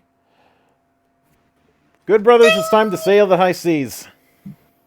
Oh yes. Yeah, hold on. Before we go on, hold on. I gotta. God damn it! This stupid phone. Excuse me. All right. Where is the? While you do that, ladies and gentlemen, the Tampa Bay Kyrie Saints. WrestleMania's in Tampa Bay next year. If they don't do anything cool with the Pirate of the Sky, we're all rioting. Okay. Oh damn it! Where the fuck is it? I knew I had it just a second ago. Oh, you played it before we went live. Yeah, it wasn't that. I'm still looking for it. Go ahead. Okay. So you managed to somehow unretire the quarterback whisperer. Yeah, Bruce Arians. And I'm going to put this out right now. This is the last chance for famous Jameis. If he does not step up this year, he's getting cut. Yeah, it's either a football player or the turnover shop. Oh yeah. Hold on. Also, sorry, Aaron. Oh, hold on. Yeah, there we go. I know, right? Anyway. I don't know why it's not here. We'll do it Yeah. live. Fuck it. Now, at the very least, you've improved on kickers, mostly because you don't have certain other yeah. Yeah, other- he came a long way from Nick Folk. Mhm. Oh yeah. But I don't think they're. I don't. This is one of those cases where making a playoff run is not going to be the priority. The priority is going to be trying to rehab Jameis. Yeah, really. Because like I said, he's out of time and he's had way too many chances.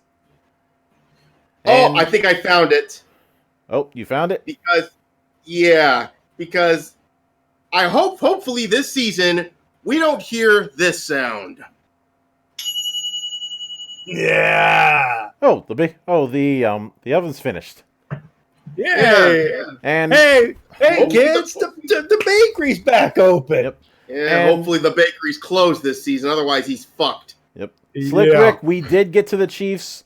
We had said that they're probably winning the AFC West if things go right. Yeah, and also they might be Super Bowl contenders if their offense has a chip on their shoulder. The only X factor with that one, no defense. Mm-hmm. Mm-hmm. And then we get to our final division, the NFC West. We start off with the retirement oven, because seriously, have you ever seen the heat in Arizona? Fuck that. Oh yeah. Okay, are they going to go anywhere this season? Yeah, fuck. Nope, they're not. Nope. No. Nope. First off, they are still the retirement home as they've been for years. Their major priority is, one, not getting injured, and two, not having any of your top staff get hit with extreme DUI. Yeah. Unless you can somehow clone Bruce Arians, good luck. Yeah, and it's not happening, and no matter how, and Bruce Arians is not coming back. Yeah. So I see them as full on tank. Yep, they're right. They're right in that glorious tank. Believe me, they're gonna be there a while. Yeah. Yep. Then we get the bridesmaids of last year, the St. Fuck Louis you, Rams. Cronky! Fuck you, Cronky. I don't know. Do we hit the curb your enthusiasm button on that team? Oh, definitely.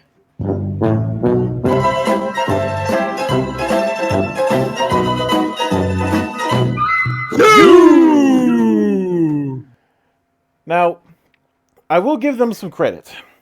Sean McVay is definitely a very good coach, and he's certainly a lot better than the guy who said, "I'm not going 7-9." Yeah, but here's the thing with this team: way too many X factors. They underachieved at the worst time last year, and now that you got a couple you got a pissed off Saints team, B, a pissed off Bears team. If the Rams run into any of these two in the playoffs, they're done. Yeah, this is one of those cases where, as good of a coach as Sean McVay is, I don't think the big problem is I don't see enough people in the Rams to be the guy. Did I say pissed off Rams? I think I meant pissed off Saints team. Yeah. Obviously, although we may have a situation where the Rams end up beating themselves. Who knows? Yeah. But the big problem is that I think they're gonna have playoff hangover this year. I'm not saying I wouldn't doubt it. I would not doubt it. they're probably not going to be mediocre, but I do not think they are going to be making the Super Bowl next year. I think they'll Yeah. have a midway playoff run, and that's it. Yeah, McVay's good, but believe me, after that season, good luck with that. And you know what? I say good. I don't want Kroenke to succeed any further. Fuck him and his hairpiece. And next we've got the 49ers. Oh boy. Deep hurting. Oh yeah. Am I wrong on this one, boys? I don't think I am. You are not wrong. Ladies and gentlemen of this holy congregation, we open our pages to the Book of Garoppolo, chapter 1, verse 13. Oh yeah. I hope if he gets back into form this season, they're gonna have a shot at the wild card. Otherwise, you ain't going Deep nowhere. hurting. This is a tank season. Someone gets hurt. If Garoppolo gets hurt, tank. Yeah, play the sound again for deep hurting. That's what's gonna happen. Yeah. Sir, I will do that with pleasure. Deep hurting. Deep hurting. That's exactly your future if Garoppolo A gets injured again, or B throws like that one game where he like really fucked up. He did okay in that last game, but the game before, I choose to believe that it's karma for the mega douche. Oh yeah. Yeah. Fuck Jed York. That and moving the team to Santa Clara. Yeah, 40 miles out. That's an hour away. But here's any guy that would go out to dinner with you, stick you with the bill. Yeah. More importantly, stick some. When you find you drift in and out. Mega douche right there. Yeah. And lastly, but all we're hearing is womp womp womp womp womp. Wah, wah, wah, wah, wah, wah, wah, wah, wah. He's like the fucking Charlie Brown teacher. mhm. Yep. And as a Minnesotan, I approve of that reference. Yeah. And last in the NFC, we have the Seahawks. And Yes. hey, Maddie, if you listen closely in the distance, you can hear Silver getting triggered. Yeah. The Seahawks are the team that won't die. Because I thought they were going to tank last year.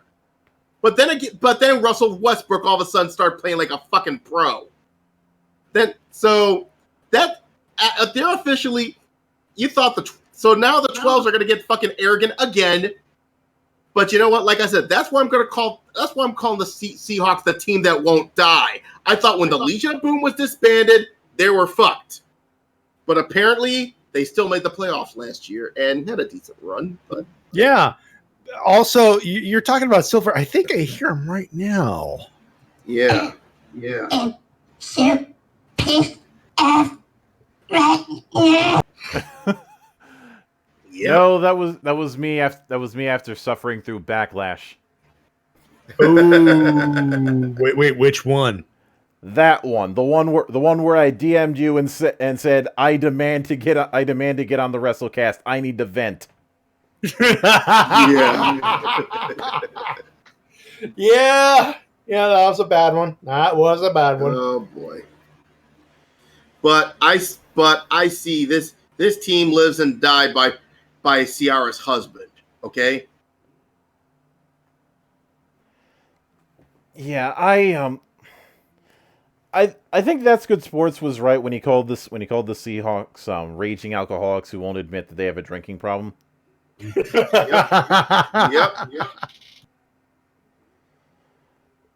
All right, yeah. But considering how the rest of the division stacks up, yeah, they're going to be the team that won't die again. They'll probably make wild card. They're gonna make wild card bullshit, and that's it. The only way I could see them not lasting is if they end up getting upstaged by San Francisco. Yeah. Again, it depends if they don't end up going to Maddie, play it again. Yeah. Okay. Deep hurting. Deep hurting. If the Niners suffer from that, you're not going anywhere, Seattle. Otherwise, you're the team that won't die. Mm-hmm. So, as far as the pick ones for the NFC, here's how I'm going with this. I think just because of process of elimination, because of how weak of a division this is, I think that the Eagles are taking the NFC East. And you think West wants one underachieve? Okay. Because the Giants aren't doing it. There's way too many X factors with the Cowboys, and fuck Dan Snyder. The NFC North is going to perfect button for Dan Snyder, as a matter of fact. Mm-hmm. Yeah, fuck Dan Snyder. There we go. I want him dead. I want his family dead. I want his house burnt to the ground. I want to go to the middle of the night. I want to piss on his head. Exactly. As far as the NFC North, Bears. No question. It's Definitely. going to the Bears. As far as the NFC South, I'm going with Saints. I don't trust the Buccaneers with going that far. They don't have that kind of priority. The Falcons is a coin toss. Maybe it's ultimately a toss up between Saints and Panthers, but all things considered, I'm just leaning more towards the Saints. Yeah. Panthers have a lot more building up to do before they can even come close to that. NFC West, I think it's going to go to the Rams and maybe the 49ers, but with the 49ers again, it's going to depend on whether or not Garoppolo can stay healthy. Yeah. Mm-hmm. All right. What do you guys think? I'll go next. Okay. NFC East, because God hates us. Dead boys. You're going with the Cowboys. All right. Yeah, because God hates us. And I see you in the background, Skip Bayless. Put your fucking pants back on. Yeah, shut up, goddammit. I don't want to hear you. Anyway, NFC North, come on. The Bears! Yep. They're chip on his shoulder. Pretty good. A great fucking starting. Yeah, they're going to run roughshod over that division. NFC South, Steelers. No, not Steelers. Why did I say Steelers? No. Saints. They're pissed too. After getting ref-balled out of existence last year, they got a chip on their shoulder. They're going to run roughshod over the NFC South. It won't be one side as the NFC North, but still, I expect them to be in pissed off mode. Mm-hmm. NFC West, I'm going to go with the team that won't die. I got a feeling the Rams are going to regress. So I'm going with Seahawks. All right. I'm going to keep it simple, boys. Process of elimination makes sense. I'm going Eagles with the East. North, Bears. South, Saints. West, Seahawks with maybe the Rams in wild card. Hell, bold prediction with the NFC Championship game. Saints versus Bears. Oh, definitely. That's going to be one hell of a game. And I think whoever wins that's going to win the Super Bowl. Yeah. Whoever wins, if things go well, it's Bears Saints for the NFC Championship, and whoever the hell wins that game, good luck to the AFC champion team. They're fucked. Yeah, because those two teams, the Bears and the Saints, like I said, they have a chip on their shoulder. whoever wins that that game's gonna be fucking legendary if the Bears and Saints meet. And whoever wins that, yeah, believe me, they're gonna steamroll their way to the Super Bowl. Because, like I said, any team with a chip on their shoulder will want to prove themselves. The only team that I would say has any chance of stopping the NFC team, okay? It ain't gonna be the Patriots. I got a question to ask you. Which team out of the AFC has the biggest fucking chip on their shoulder? I would of the whole bunch. I'd say it's a toss up between Cleveland and Kansas City. Exactly. So I don't think Kansas City's going to stop them though. They don't have the defense. But the Browns do have that have a about that, guys. My internet derped. No worries. You're asking here, Aaron. I wanted to know. Actually, what was the question? Which team in the the entire AFC conference has the biggest chip on their shoulder? Ooh.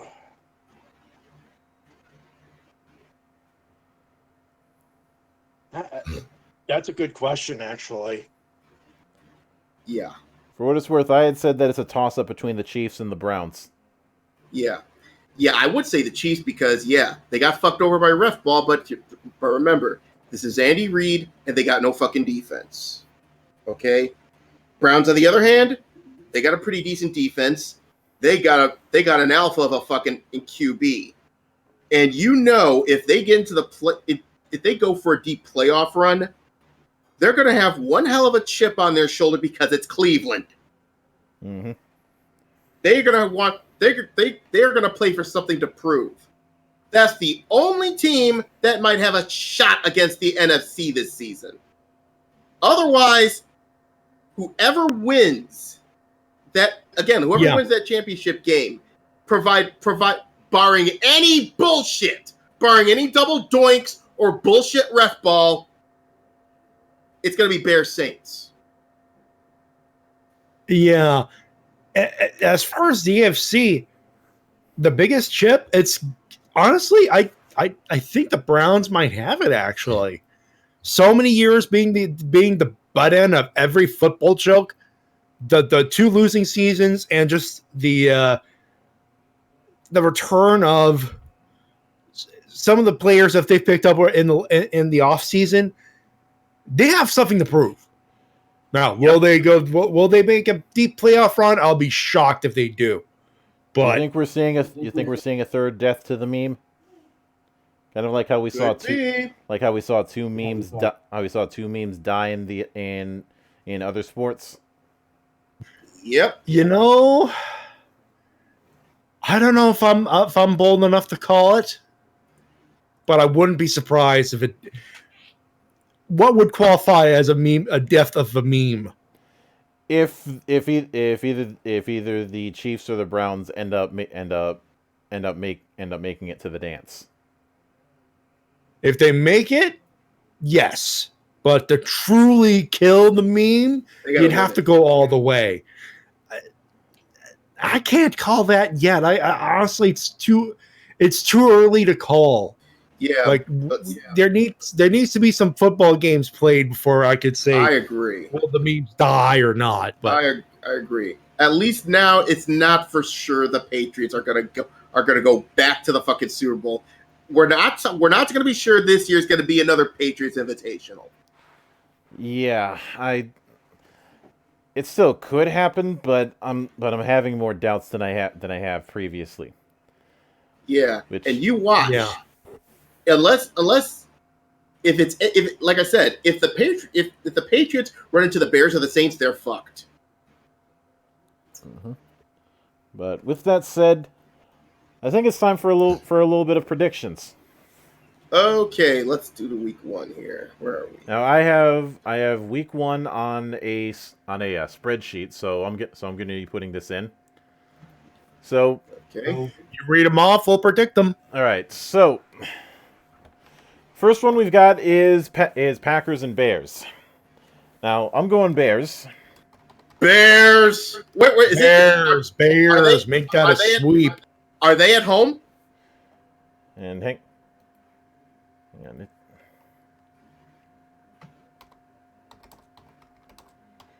Because when I looked on the Google end of it, it didn't.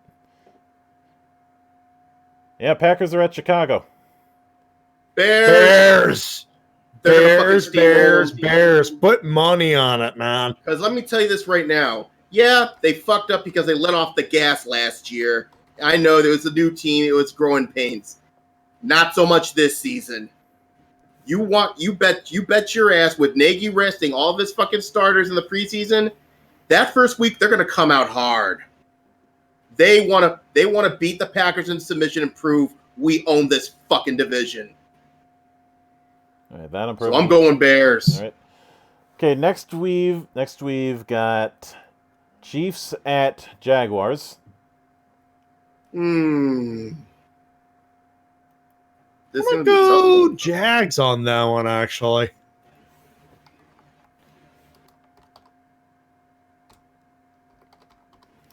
You're going Jags, Matty? Going Jaguars, yeah. Right. Same with me, Jags, because, like I said, yeah, Foles can produce and Mahomes can produce, but here's the problem. Again, Chiefs got no defense. Jaguars, a lot of defense. Unless Patrick Mahomes, at least if Mahomes has a fucking godlike game, I see Jags winning this. Yeah, that's my. Looks like we're 2 for 2 as far as being all in agreement. Next we've got Falcons at Vikings. So they're heading over to the sacrificial birds in Minnesota. Oh yeah. I will admit a bit of hometown bias on this, but I'm going with Vikings. Same here. I got a feeling the Falcons are going to fuck up. Yeah. I got to give it to the Vikings as well. I think it'll be a close game. Yeah. Probably by a touchdown or even a field goal, but Vikings. Mm-hmm. Next we've got Titans at Browns. If the Browns are who they say they are, I'm picking Browns. I think a lot of eyes are going to be on Cleveland that game. This is the test. Mm-hmm. This is the pressure cooker. If they could survive the pressure cooker with a win, that's good. The first win will be key. They get that first game, that first win. That's huge. Who are they facing again, though? If I did not Titans. 1 yard short, putting them on the Browns. Yeah, because here's the thing. Like I said, I know that it's going to be. They're like the Bears last season. They're gonna. The first few games is going to be sort of growing pains, but if they can get that first one against the Titans, they're off to a good start. Next we've got Bills versus Jets. I think that one's going to be at Bills. Although, would you say this one qualifies? Not really. Not really. Bills are a mediocre team. Yeah, the Bills aren't bad enough.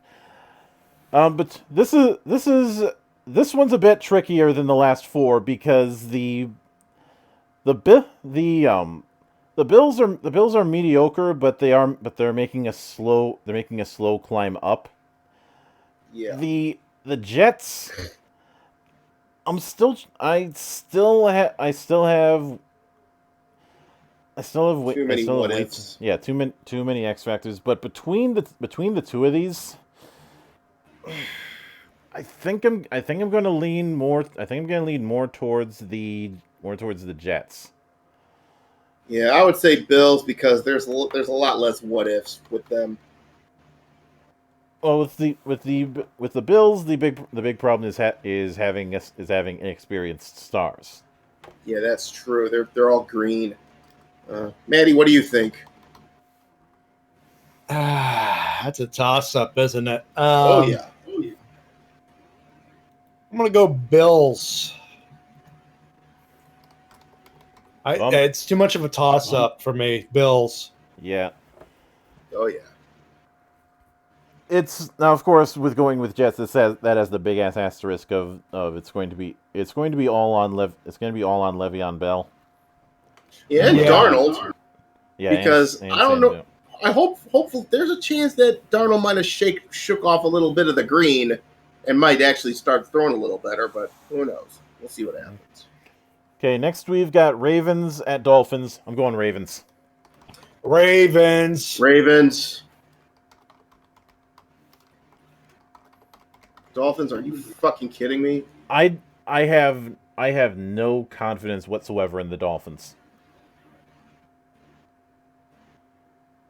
Yeah. Because they thought they were acting like they were hot shit with that culture change, and all that really did was just rearrange deck chairs. Something that we see a lot in hockey, and we see how that works out. Yeah, they're the perpetual culture change. Mm-hmm. Next we got Redskins at Eagles. Eagles. Fuck Dan Snyder, Eagles. Yeah, I cannot fit. I don't see anything real standout with the Redskins. Yeah. See, after that we've got Rams against the Panthers, which that's certainly going to be an interesting game. It's probably not going to be a bad one. I don't really know. This is going to be a tough call. It actually depends on how healthy Cam Newton is. If Cam Newton, he'll play, but I think it's gonna be if he's still feeling some of the after effects of that injury. Assuming if the after effects aren't that severe, where do you see this? I'm gonna go with Panthers. LA's gonna have Super Bowl hangover. Mr. Matty?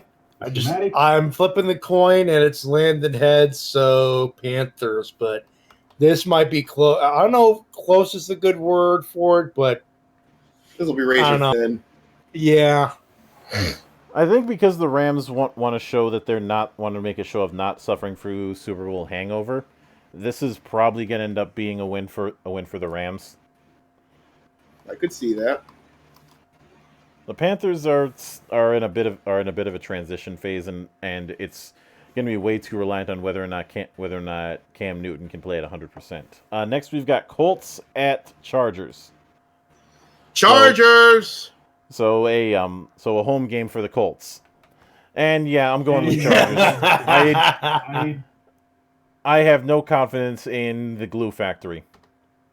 Yeah, if Andrew Luck didn't retire, they would have a chance. But with him gone, you're fucked, Colts. Mm-hmm. That's why I picked Chargers. Yeah, with Luck gone, I'm not gonna call full out blowout, but no, without Andrew Luck, there's no question. Colts. The Colts are gonna lose. Chargers. Yeah, Chargers. Okay, next we've got Bengals at Seahawks. I'm picking Seahawks. Yeah, same. Seahawks. Yeah. I think what's going to happen is the Bengals are going to put up a lead in the fourth quarter and then blow it. Yeah. That's the thing with the Bengals. They'll come out strong in the first half of the season, and all of a sudden they'll start petering out. Now they have a new head coach that could be a little bit of a hope spot, but against Russell Wilson, I don't see that. And let's see, next we've got Giants against Cowboys. I think they're going to be at Dallas. Oh yeah, dead by America, we're gonna beat the demon. We're gonna win all our games, and then we go to the Super Bowl. I'm picking Cowboys. Yeah. You can't trust the dirt. Cowboys. Nope. Nah. And like I said, God hates us, so I'm picking Cowboys.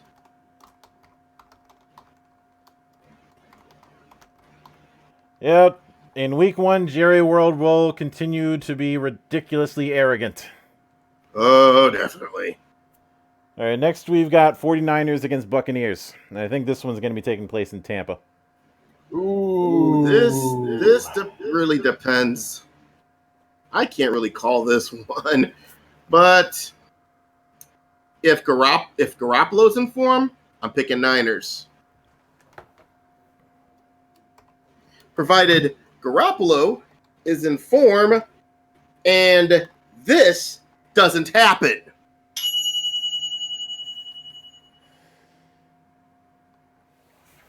Yeah. Given his habits on and off the field, I don't have the biggest amount of confidence in Jameis Winston. Yeah. So because of that, I got to go Niners. Yeah. Now I'm going Niners as well. Though the turnover machine is completely destroyed and dismantled, it cannot produce a turnover. It might get close, but I'm not. I do not trust that completely dismantled. It might still be plugged in. Yeah, Bruce Arians. He could hopefully he's the best guy to dismantle it, but I don't know. Guys like him can even fail on even the worst dumpster fires. Well, he couldn't fix the Cardinals. Yeah. Speaking of which, Lions, Cardinals, and I'm calling it. Tank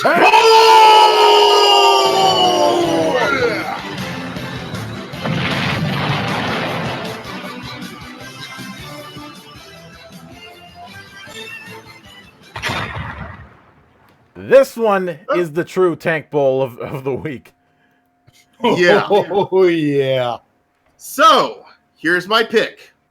Cardinals will win the tank.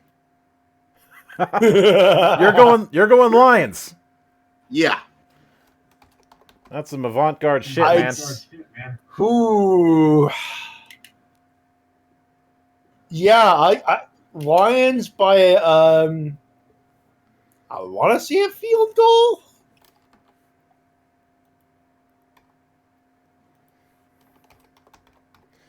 Yeah, I could. Gotta be close. Who wants to lose more? At this point. But Yeah, really.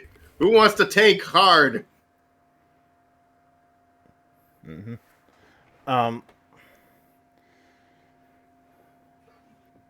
Yeah, there's just way too many elements that are just not they're just not sticking out for me with the Cardinals. So, yeah, I'm going Lions, but do not confuse that with me thinking that the Lions are gonna have a winning season. They are most certainly not. No. The only reason the Lions are gonna win, you got Stat Padford. That's the only X factor you have that the Lions has. Stat Padford at least will give you a decent game. Can you say that about anybody in Arizona? No.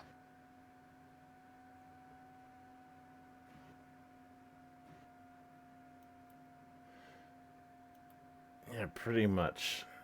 Okay, then we've got the match that's going to make every Yinzer beat themselves off for the week. The Steelers version of the Super Bowl. Mm-hmm. Steelers Pats? Really? Yep. Shit, we're getting that fucker early, aren't we? This one's going to be in Foxborough. Okay, I don't know. I really don't know about this one, okay? Because if you really think about it, the Patriots and the Steelers are in similar situations. Their Death Star, Tom Brady, only has one receiver. Edelman, Captain Fatfuck, only has one receiver.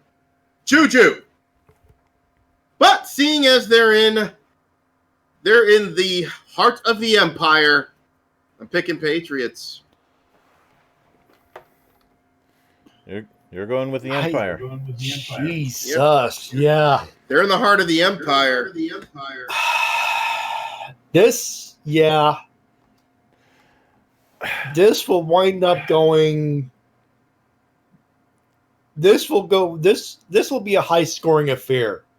I believe so.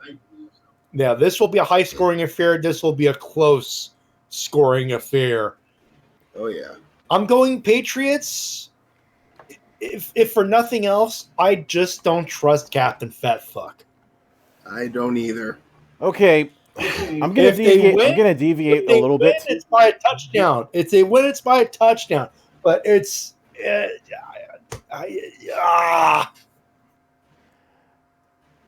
I'm gonna be honest on this one. I'm going Steelers for one. I don't blame you. For one simple reason.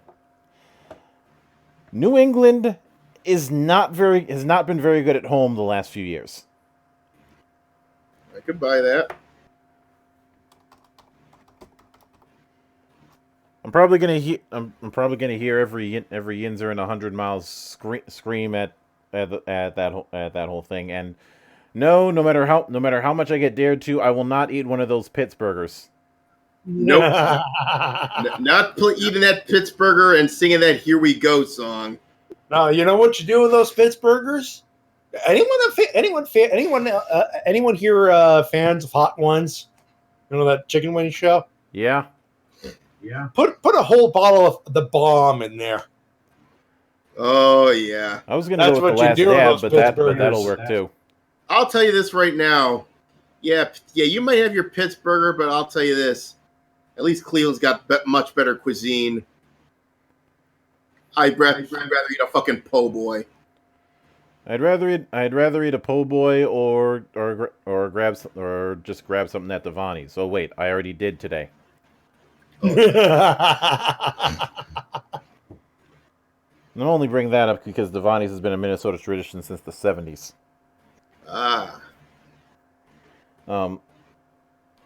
So this is the only place I can go to get some decent deep dish unless I go to Chicago. Oh yeah. But okay, next we've got Texans at Saints. I do not trust the Texans at all. I agree. I'm going Saints. Yeah, I don't trust it. This was 4 or 5 weeks in. I probably would go Texans, depending on how they're performing. But on week 1, I don't trust them either. Yeah.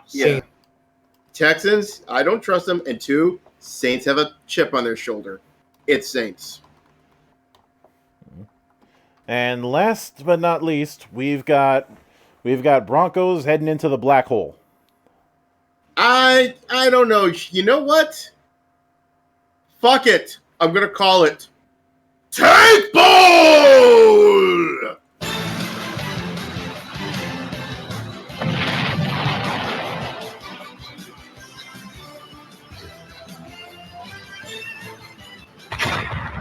First week and we've already got 2 Tank Bowls. What the hell? Woohoo! Yeah. Now the reason now I know what you're about to say, Maddie, but Raiders, they're basically a mystery box. They might win the division. I have doubts because again, the Raiders, they are going to be a drama show. Yeah. Oh, they already are. They're the ones who are featured on Hard Knocks. Yeah. they actually got a fucking show. For fuck's sake. You know what I like? People, fuck the dreams. You know what I like? Nightmares. Yeah. Now, nightmares, man. Yeah. Now, as for who's going to win, I'm going to be quite honest. Despite the drama, there's too much talent in that Raiders squad. And the Broncos, this is their first game together under Fangio. I'm picking them Gruden grinders. That's where I'm like, if it you know what? It's week 1. It's one of those cases. If this was like 4 weeks down the line, I'd have a more definitive answer. But I'm just judging on the talent and the talent alone, not the shit show. Well, if it becomes a shit show, it'll be fun to watch. Oh, yeah. It'll be so fucking fun to watch. I gotta go. I have to pick the Raiders just out as as the safe pick. But yeah, now I can't. Yeah, if it turns a drama show, yes, I can't wait for it to become the Young and the Raiders. yes, I have a sneaking feeling that we are going to see that show. We are going to see the Young and the Raiders on the thing. I would have gone with either that name or As the Black Hole Turns.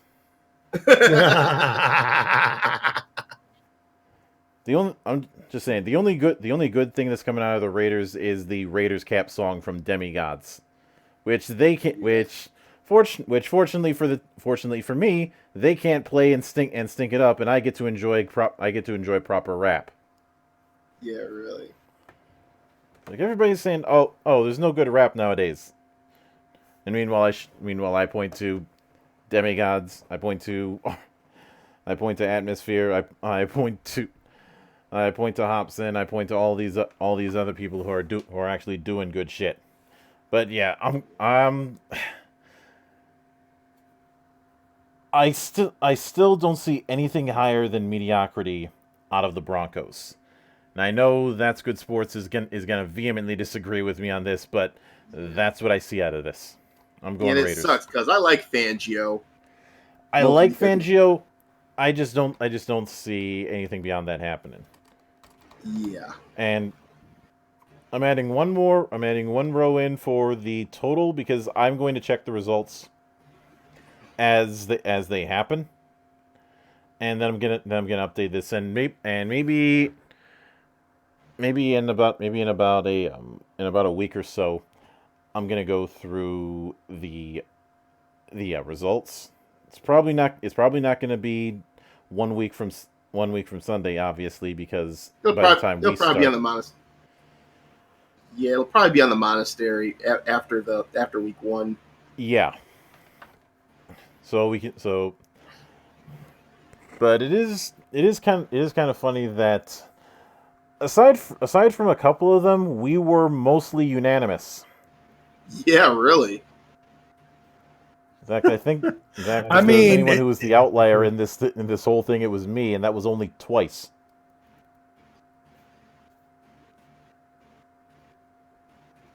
But seriously, 2 tank bowls in the first week. Jeez, I know, right? Christ. This is going to be a fun season. But the thing that I've noticed about the AFC and NFC with this is that the AFC is very much a case of all eyes on 2 teams. Other than that, most of the old traditions stay the same, which kind of feeds into my personal narrative about the AFC for the longest time, which is that it is the conservative league. Yeah. But isn't it the same thing with the NFC technically? I think the NFC has more elements that I can't predict at this time.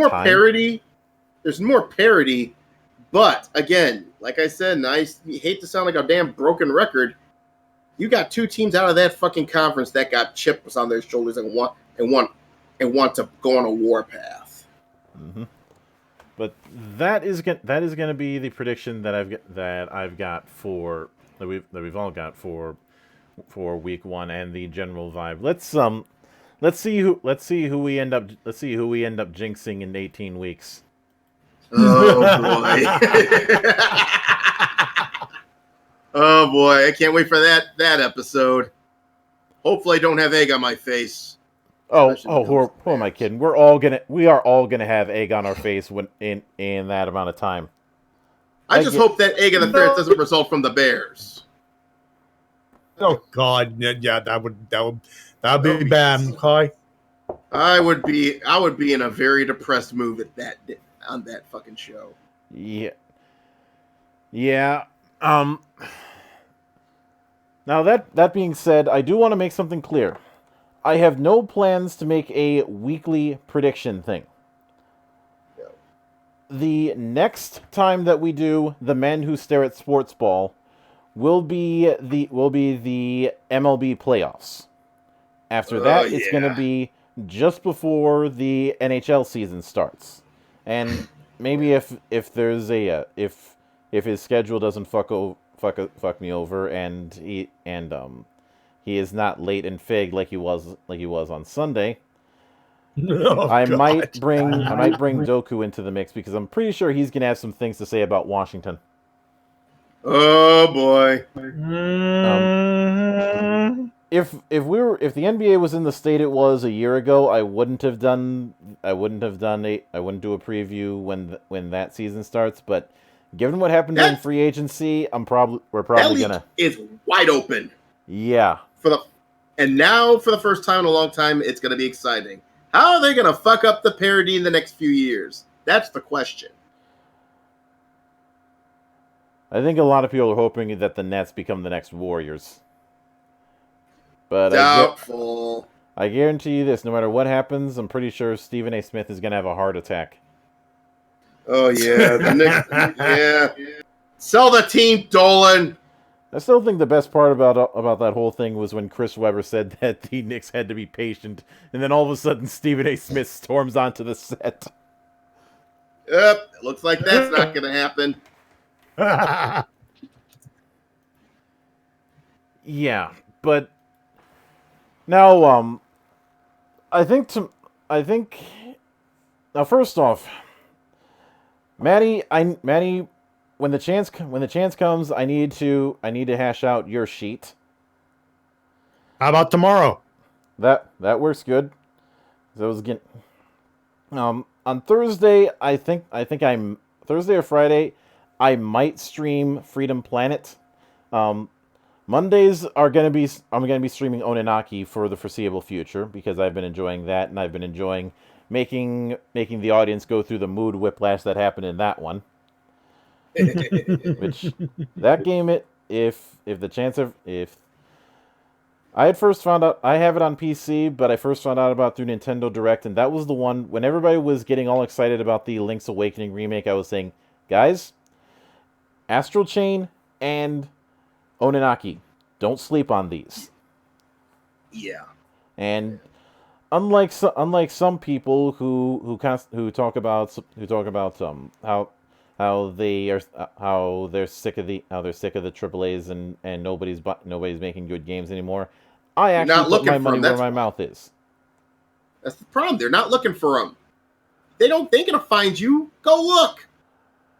There's a I can't remember where I first heard this, but there's an old story that my mentor would tell me about the dog sitting on a nail, where he's sitting on the thing and constantly howling in pain. but he won't sit up. And apparently the reason he's howling in pain is because he doesn't think sitting on the nail hurts enough.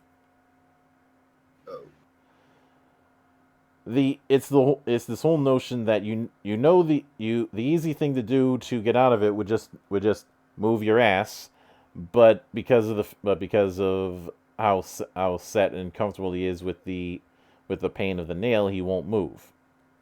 That's what I see with a lot of these kind of people. Yeah. And the same people who complain about how boring it is to run 5th edition and yet keep doing it. Yes, definition of insanity. Play something else, buddy. WotC's trash. Go play something else. Also, I checked my updates, and Strong Opinion Sports thinks that the Raiders are going to go 5-11. Ooh, I buy it. You know what? At this point, it's so volatile. Any prediction outside of playoff contention makes sense. Yeah, that is, like I said, Raiders is the big mystery box of all the drama. Yeah. Yeah, I could definitely see that. But now Now, Zeitgeist won't be happening this week. I don't have everybody's sheets ready yet. I'm still waiting on the others. Yeah, you only got my sheet. That's about it. Mm-hmm. But we've already established we're going to work on mine tomorrow. So yeah, I'll get in touch when I get home from the office. Yeah, it's time to start hounding people. Yep, it's time for me to start cracking that whip. Yep.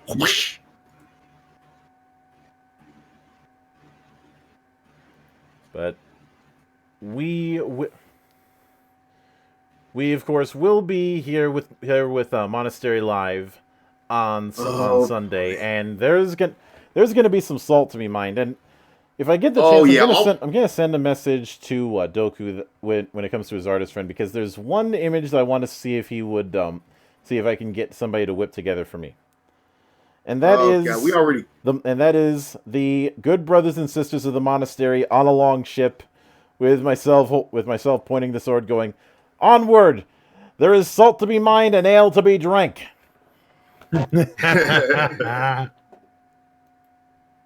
Yeah, and already we got a lot of nastiness already between fucking Pro Jared, Blowy. Ugh. Oh boy. The only way that would make this better, gentlemen. What? Yeah. What? Full on Trinity. Oh. I will do my best, but I make no promises. We already got a good main event, though. Yeah, because Maddie, I would hope so. Yeah, Maddie, do you remember that? Do you remember that little fight that Wizard of the Coast did with that IP lawyer? It got worse. No, that's the main event. Oh, that's going to be the main event. What? All three. I said when all three parts of that document go live, that's going to be the main event. All three documents are live. They went. Oh. Yep. The shoe has dropped. This is gonna be fun. I hope to God I don't stay late for work or this Sunday. Oh, I guarantee you'll be able to make it. I would be shocked if you didn't. Dude, you're making that main event for sure. Oh, definitely. But until next we meet, ladies and gentlemen, I want to thank everybody for showing up. I know this one was a little bit unorthodox compared to the other stuff, but as I said on Sunday, I want to try and expand and do more stuff with the channel as a whole, and make this the open bar of the internet that I planned it to be. And this is just another aspect of doing that. Especially since this was fun. Yeah, definitely, man. Let's do it some more. That's what I say. I like this shit. Mm-hmm. So, yep, opening day when October all happens, I'll be here. So that's some stuff to look forward to. Also, I will note the as far as what's getting reviewed on Saturday, chicks dig giant robots. Nice. And if somebody's thinking of reviewing the Robotech RPG, nope. Not touching Steam Beta's bullshit. Did that for 5 years. I'm not doing that again. But until next we meet. My name is Mildra. I am your gaming monk. Stay fucking frosty and fuck the Watsy.